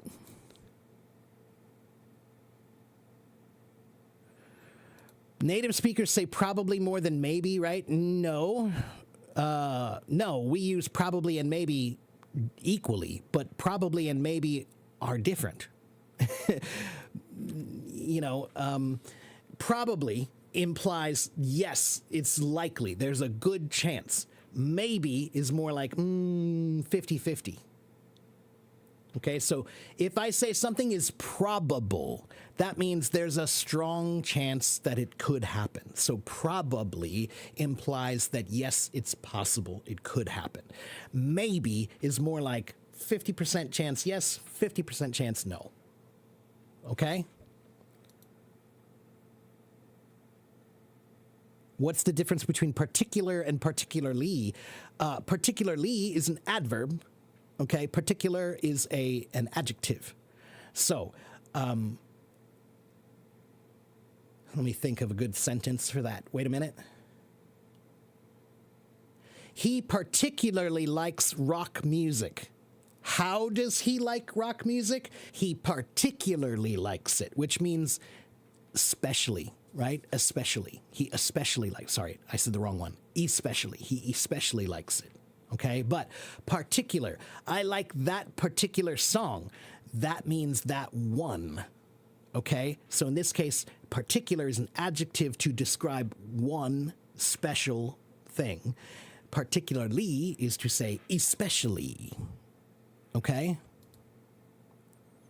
And remember that adverbs usually answer the question of how it was done. Adverbs describe the verb. Adjectives describe nouns. Okay?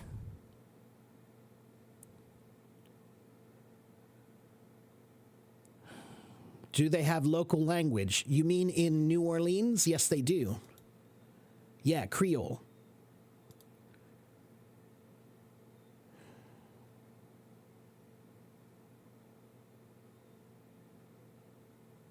Wait, do you suggest AI as a tool to understand English? Why do I have ChatGPT? Yes, Paula, I use ChatGPT for my teaching. I use ChatGPT for my own learning. I use ChatGPT for my work. I use ChatGPT to help me learn Chinese. I can speak Chinese to ChatGPT. Did you know that? It will speak back to me in Chinese. Paula, why would you not want to use a tool that's available to you, especially when it happens to be one of the greatest improvements in technology in the last 1,000 years? It's not perfect, but I'll use it. Paula, if you get into an airplane and you jump out, do you want a parachute or not? Parachutes don't always work. If parachutes don't always work, then shouldn't you say, well, it doesn't always work, so I don't want to use it. I'm going to jump out without my parachute. ChatGPT is wrong sometimes. Sometimes. Sometimes it works fine and the parachute opens. Okay? So yes, use it. Why not? Do you know how good it is for some things? Okay? Some things.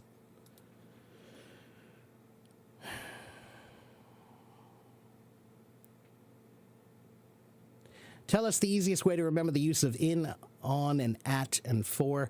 The easiest way is go on ChatGPT, tell ChatGPT to make some make some worksheets for you to practice the use of in, on, at, and for. Those are usually the four that are difficult for people. Those four prepositions. Okay? ChatGPT will make a PDF for you that you can print out and you can do it. And it can do many of them. You can say, make a new one, change it. Make a new one, change it. Make a new one, change it. If you do 10 worksheets that have in, on, at, and for, you'll figure it out. You'll understand. Okay?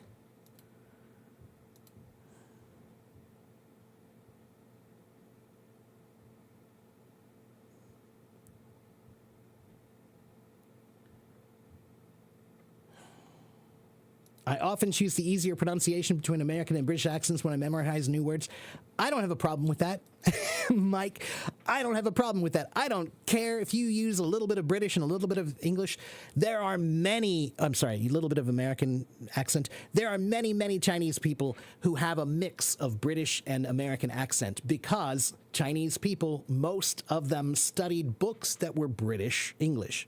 But then they graduated and they want to watch American TV shows and movies, so they end up with this, ipan ipan. Yeah, 这是一般英国的，一般美国的。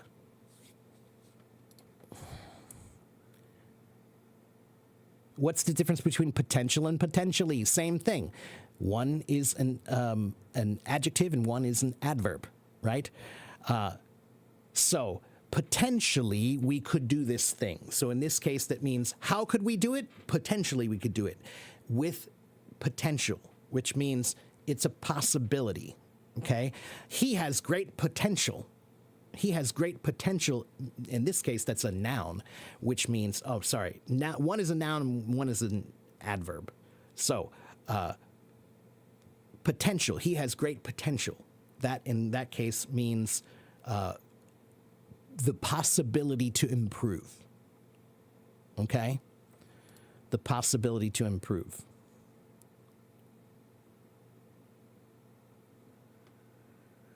How can you prompt ChatGPT for particularly learning any new language like English? Jeremy, ask it a question. Ask it. Can you teach me English? Let's find out what it says. Let's find out together, okay? I want to ask it a simple question. Let's see what happens.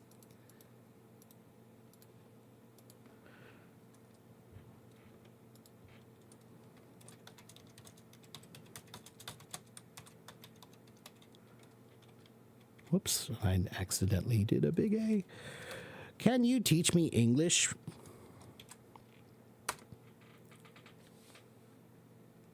Let's see what it says.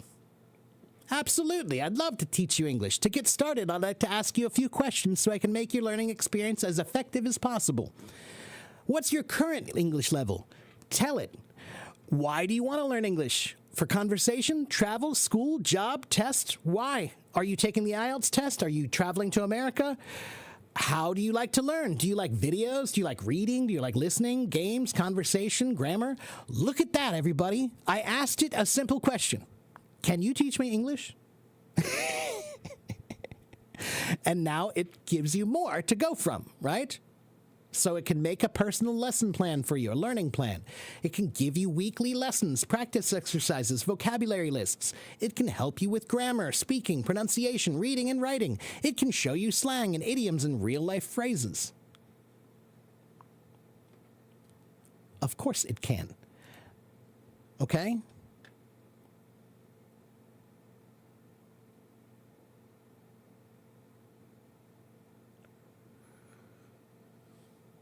Let's see.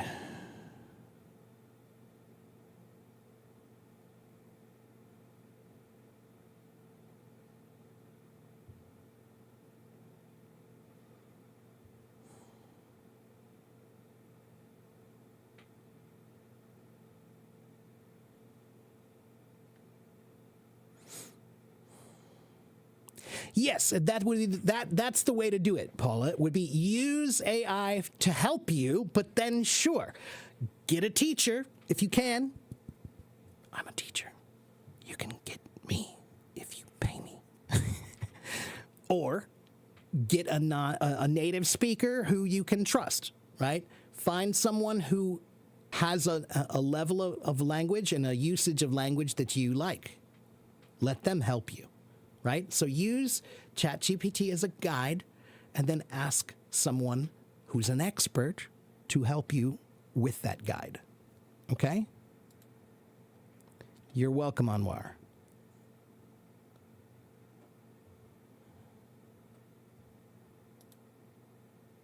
And yes, Crystal, you're right about prepositions. Prepositions are largely about memorization.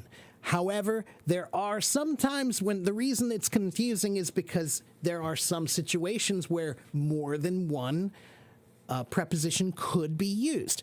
They might describe something differently, but there isn't just one choice. You could use more than one choice. For example, I'm in the store. I'm at the store. Those are, you know, if you say I'm in the store, that's inside. I'm at the store. That could mean at in front of. It could mean inside. It could mean in the parking lot. Okay?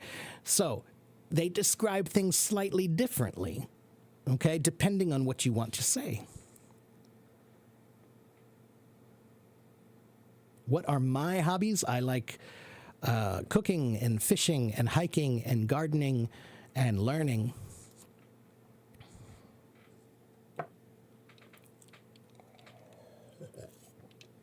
What's the difference between ought and should? Nothing.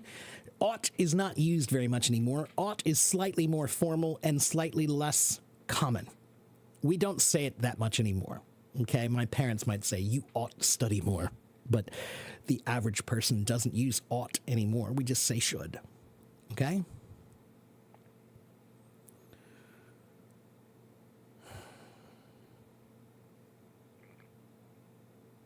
What's the difference between going to and will? I will is an affirmative answer that tells someone you're going to do it for sure, for certain you are going to, right?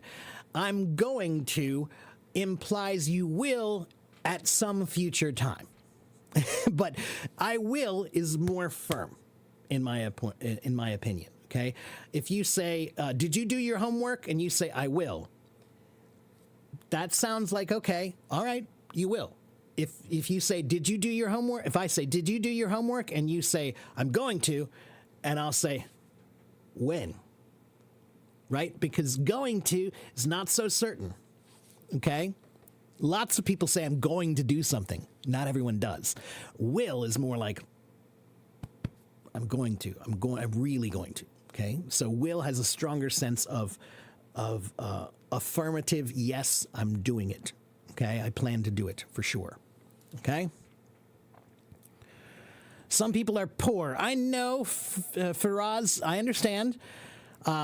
So, for those people who are poor and you want to learn English by yourself, then you should go to my website, sign up to my website. It's free. And on my website, I have provided for you as many free resources to study English as I could find. Resources about grammar and vocabulary and reading and writing and listening and speaking and IELTS and TOEFL preparation. Okay? My website is right here.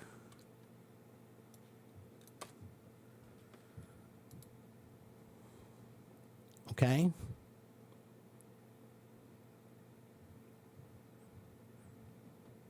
How else do I use ChatGPT for studying? I use it for studying all kinds of things. Okay? I am naturally a very, very, very curious person. Okay? Let me teach you a vocabulary word. Inquisitive. Do you guys know that word? Inquisitive.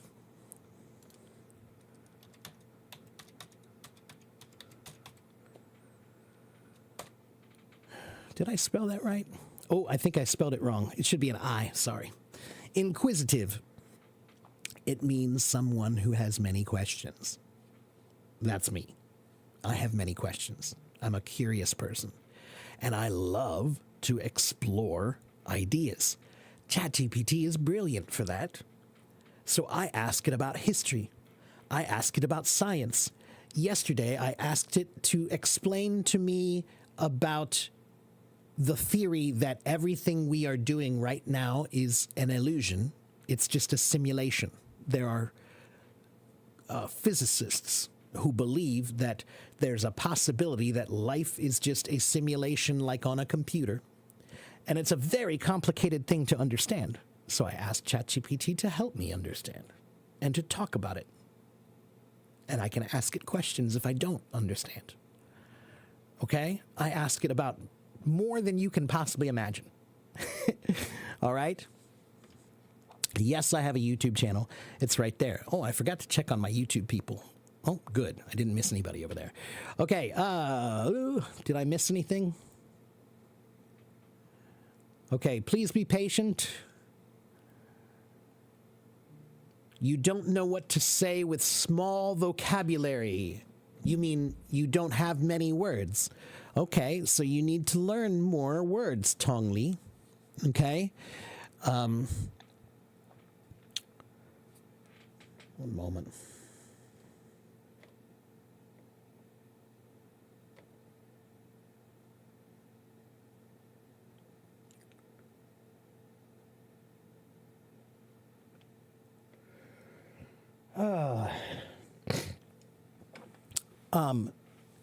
Tong Li， 我觉得每天你可以学简单的英文字 ，OK？ 第一次你需要学简单的英文字 ，OK？Start with simple words. Okay, build. 你可以加油，熟能生巧。这是为什么我可以说中文。OK， 我做一样的，做一样的。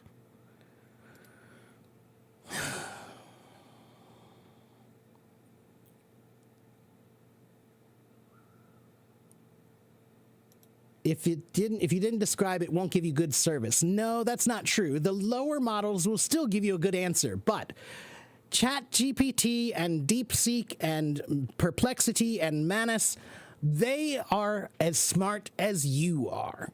If you ask it a dumb question, it will give you a dumb answer. If you think about your question carefully, craft your question, make a good question, it will answer well.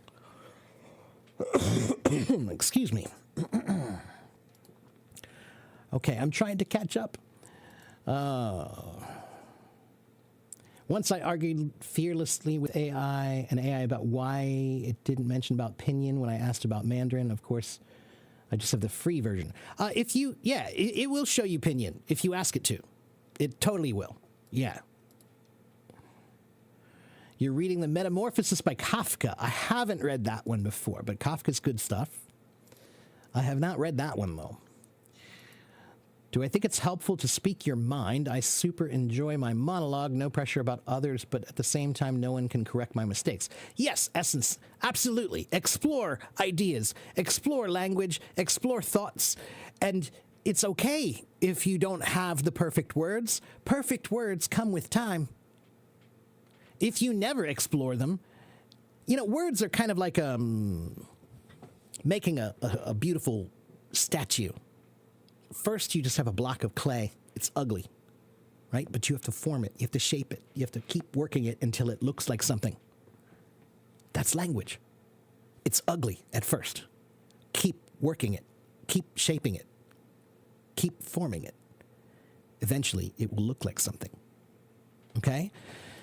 And, Essence, you can't correct yourself. But again, if you use AI, it can correct you. And it will.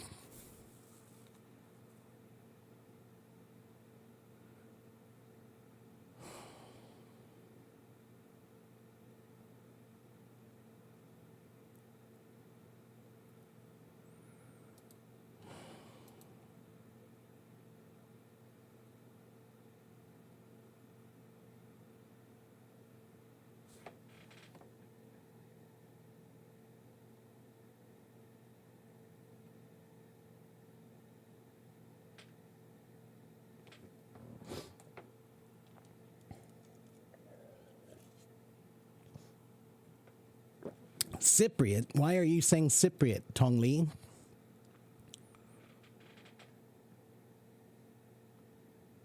What about Cypriot?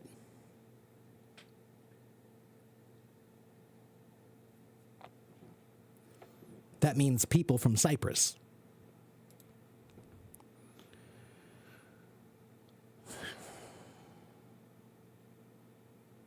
When do we use why don't you do something? It's like you should, like, why don't you ask her why she didn't? So, Miriam, sometimes the way you phrase a question can pose a different attitude about it, right? So, if you just say, let's see.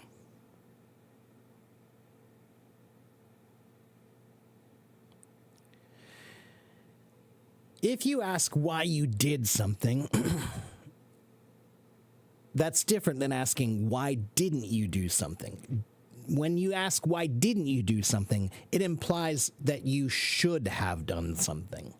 When you just say why did you do that, or that doesn't necessarily imply that you should have done anything. I could just be saying, so for example, maybe I'm learning about ChatGPT, and somebody will say, well, why did you ask it that way? And that's not a should or shouldn't. That's just an explanation. That's just an answer. That's a descriptive answer about why I did something that way. But it doesn't imply a prescriptive or proscriptive nature, meaning a should or shouldn't. Okay? So, when you say, why didn't you do something, that implies a should. Like, you should have studied. Why didn't you study? Oh, you should have. Right? So, slightly different. Glitches in the Matrix underline that theory quite well. I wouldn't say quite well. It's that's one concept that they believe to be true, but we don't really understand the glitches in the Matrix quite yet. We don't understand any of that quite yet. But I mean, this idea about whether life is real or not, that goes back a long time. The allegory of the cave, right? That's from, Aristotle, I think it was, right?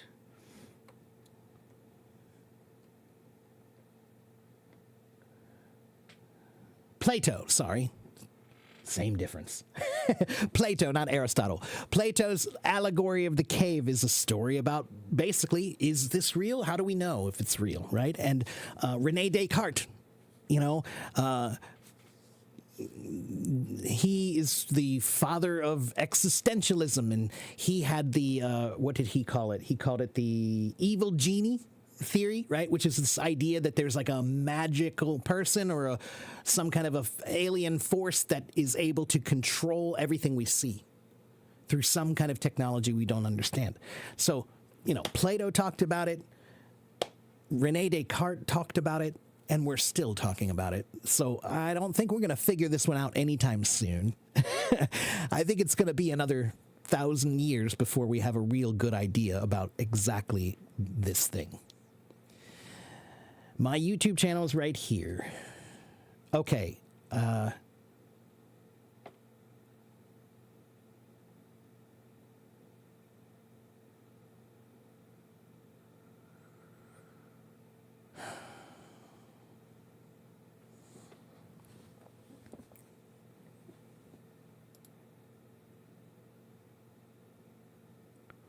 What is insinuating? To insinuate something means to imply something subtly, right?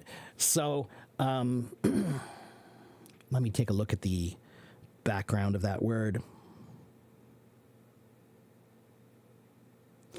Insinuate comes from the Latin word insinuatus, which means, or insinuare, meaning to thrust in, push in, make a way, or creep in, intrude.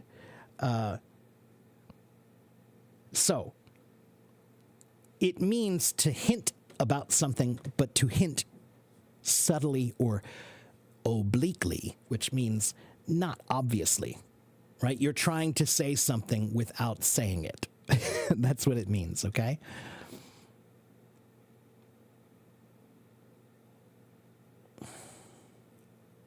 The time now is 11:49 a.m. I have about 10 more minutes.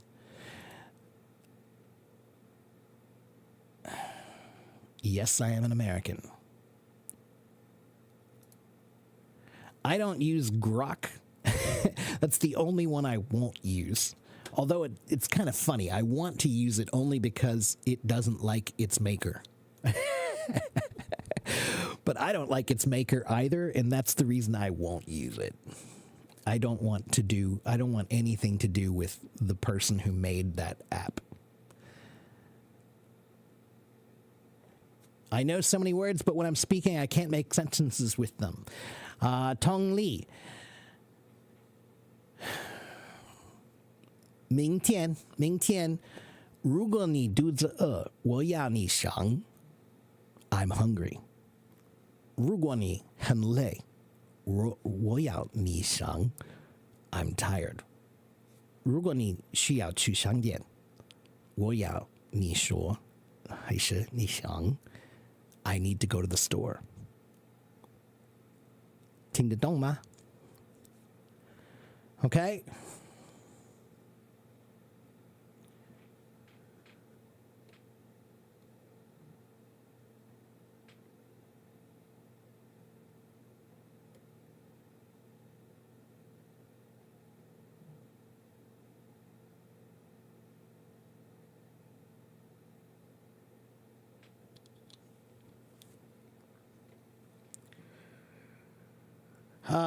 Okay, let's see what's next. What did I read by? What did I read by Kafka?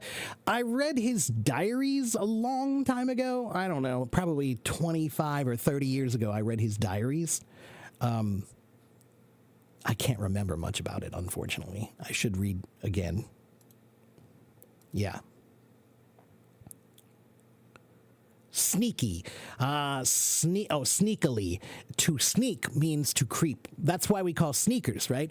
These are sneakers. Why are they sneakers? Because the bottom is rubber and it's soft and quiet. So you can walk without people knowing, right? Business shoes, like office shoes, they're loud.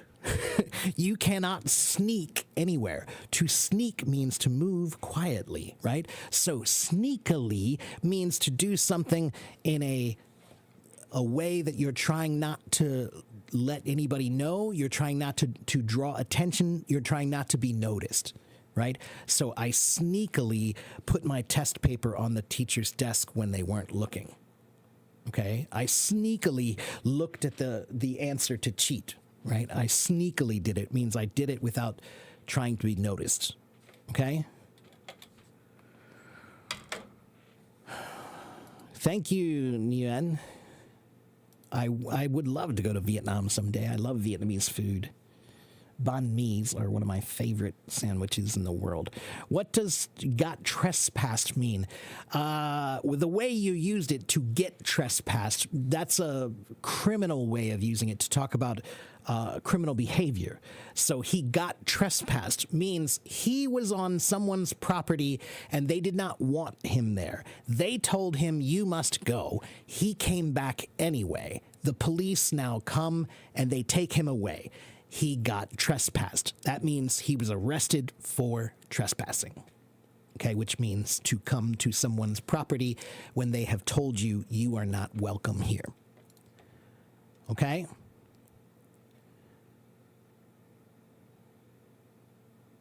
Why don't you? Is that used for suggestion? Yes. Why don't you do this? Why don't you do that? Right. The tone can change. Yeah, of course, the tone can change the meaning. That's true, too. Okay?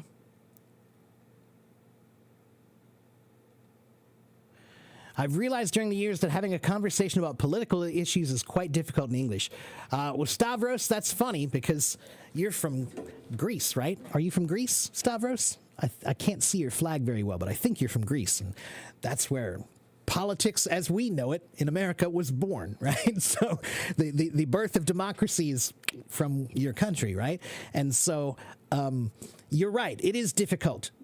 Talking about anything advanced, politics, economics, religion, philosophy, history, science, those are hard things to do. It's good practice, though. It's good practice. Hello, Joseph. What's the difference between have to, should, and must? Let me think for just one moment. Should is less strong. Okay, you should go to bed early. You should do your homework. You should eat healthy food. Must is more of a command. You must do it. It's more of a strong feeling of imperative nature, which means it's important. You must do it. Okay, so it shows a stronger level of importance when you say must. Okay, have to could be must or could be should. So I have to go to the store.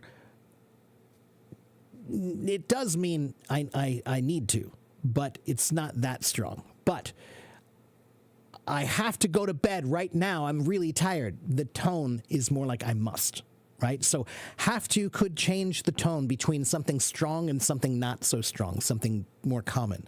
Should is in between. You should do this. It's suggesting that it's a good idea, right? Must is more like a command, okay? Or showing a level of strength of importance, okay?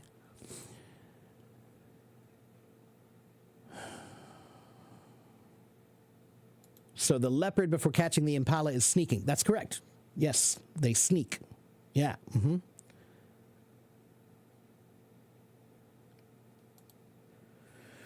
I can understand English articles, but my spoken English is just too poor. Again, Sonny, your spoken English is too poor because your thinking English is too poor.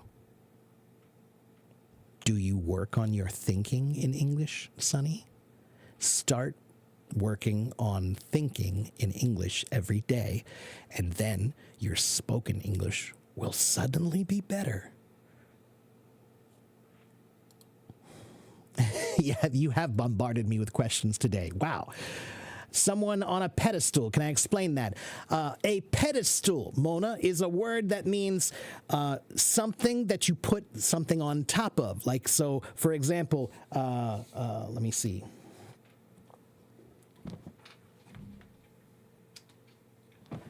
Let me see. What do I have? One moment.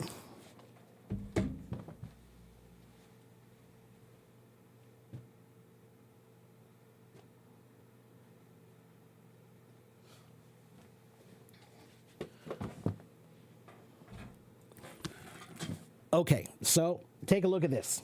Here's a baseball. Okay, here's a baseball. And this, we're going to call this a pedestal. This is actually an Amazon device, but we're going to call it a pedestal because it looks like one, right? When you go to the museum, and you see the statue, is it on the floor? No, it's on a pedestal. Okay, and the word pedestal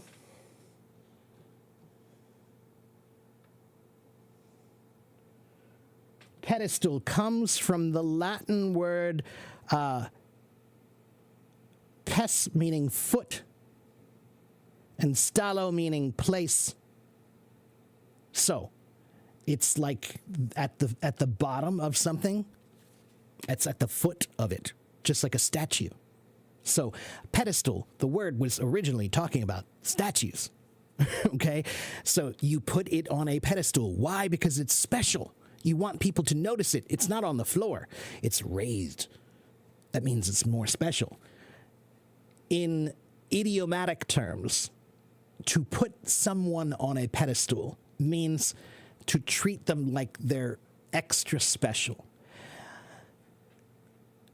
Somehow it became a negative term, but I'm not sure I agree that it is. right? To put someone on a pedestal. For example, if someone says, I put my wife on a pedestal, that means I treat my wife like the special statue that she is. I do everything I can for her, right? Because she's special to me. So I put her on a pedestal. But unfortunately, we live in a very toxic culture of manhood. And there are some men who are afraid to do that because they think, no, don't put the girl on the pedestal because then she'll treat you badly. Sometimes that's true. Sometimes girls, when you treat them too nicely, they are not nice to you, and that's not good. But that doesn't mean that you shouldn't occasionally find someone who is special and treat them that way. Okay? And it works both ways. A woman can put the man on the pedestal, and a man can put the woman on the pedestal.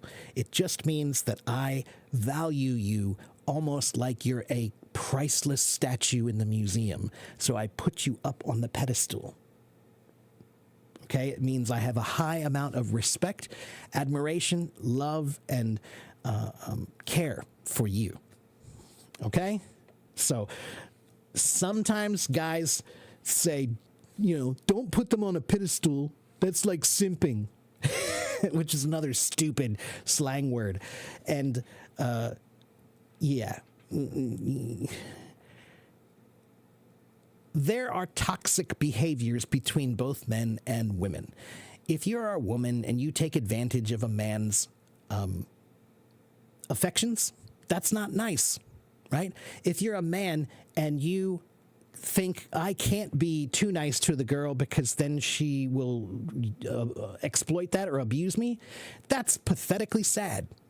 I can't be nice or someone might hurt me? Pathetic. Guess what? In life, sometimes you get hurt. That's what it's all about. You can't go through this life and not get hurt. It's not possible.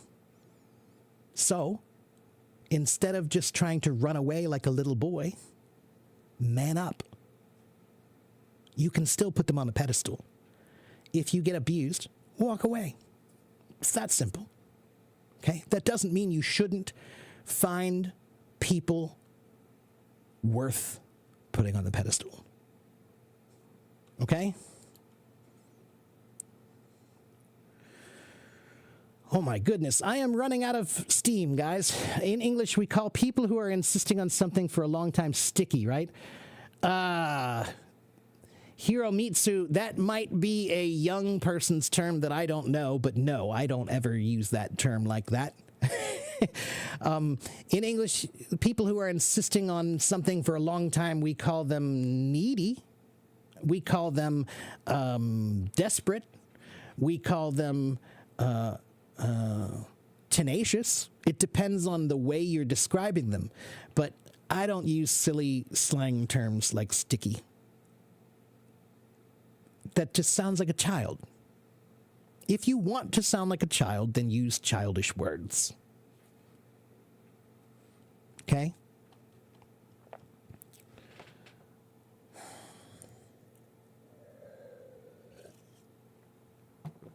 Cookie has a meaning like creep.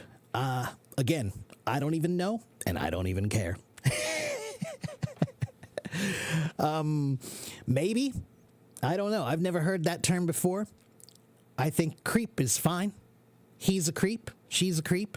If that's the meaning you mean, like the noun verb or noun form, there's a verb form of to creep as well, meaning to move silently and quietly is to creep like to sneak. That's a synonym.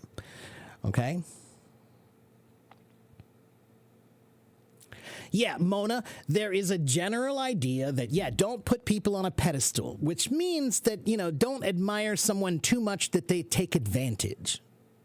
But somehow, some people, they think that means you should never put anyone on a pedestal. That's silly. No, you should just be careful with who you do put on the pedestal. And if someone takes advantage of that, then don't let them take advantage. Walk away. Okay?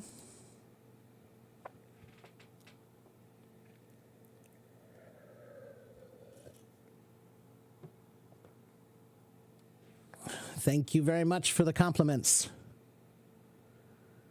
Man up. Yeah, man up is a slang term that means stop being so whiny, stop complaining, stop crying about it, and just do it. Man up. Okay? What about pushy? Pushy. Yeah, persistent. Yeah, again, it depends on the context of how you want to describe someone. Okay? Yeah. Hiramitsu, I'm sorry.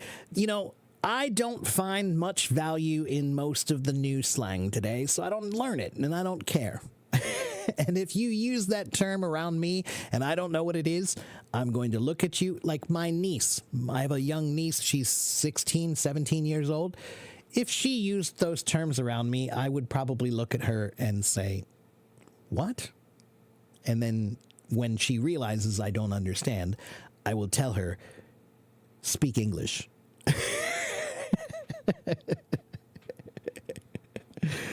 Okay? And by speak English, I mean speak like an adult. Speak like an adult. Why do you want to sound immature? You know? Why? Yeah, anyway. Okay, I have time for one more person. I'm going to talk with Loyal Forever. Loyal, are you there? And then I need to go get lunch and read. I'm still reading my latest book that with a bunch of quotations. And again, I love these books. Fill each other's cup, but drink not from one cup.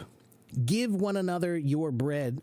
Give one another of your bread, but eat not from the same loaf. Sing and dance together and be joyous, but let each one of you be alone.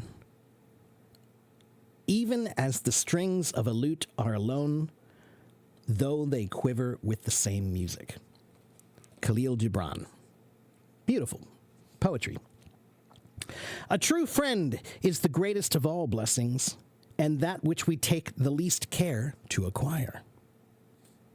Francois de la Roquefort. A true friend is the greatest of all blessings, and that which we take the least care of all to acquire. That's what I mean about Hello Talk. You want a friend, but you don't want to work for it. So you're lazy. Hi, that's all you do. Will you teach me English? Will you teach me English? Will you teach me English? That's all you do. That's lazy. That's why Francois was saying, a true friend is the greatest of all blessings, but it's one that we take the least care to try to acquire. Yeah, the name of the book is just simple, 1001 Smartest Things Ever Said. I love simple quote books like this. They're full of wisdom. Shakespeare, Ray Bradbury, Albert Einstein, Charles Hughes, the Quran. There's something here from the Quran even. Buddha, also. Solzhenitsyn, also. Che Guevara, also. John Locke, the Bible, William Shakespeare, Jonathan Swift, Woody Guthrie. And you don't know who those people are, but I do. Why? Because this is how I started learning about people. I found brilliant words, and I said, wow, that's brilliant. Who said that? I want to know more about this guy. Who said that? Shakespeare? Oh, that's cool. Let me find out more about Shakespeare.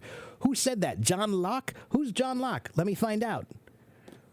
That's what I started with. Quotes. Quotes are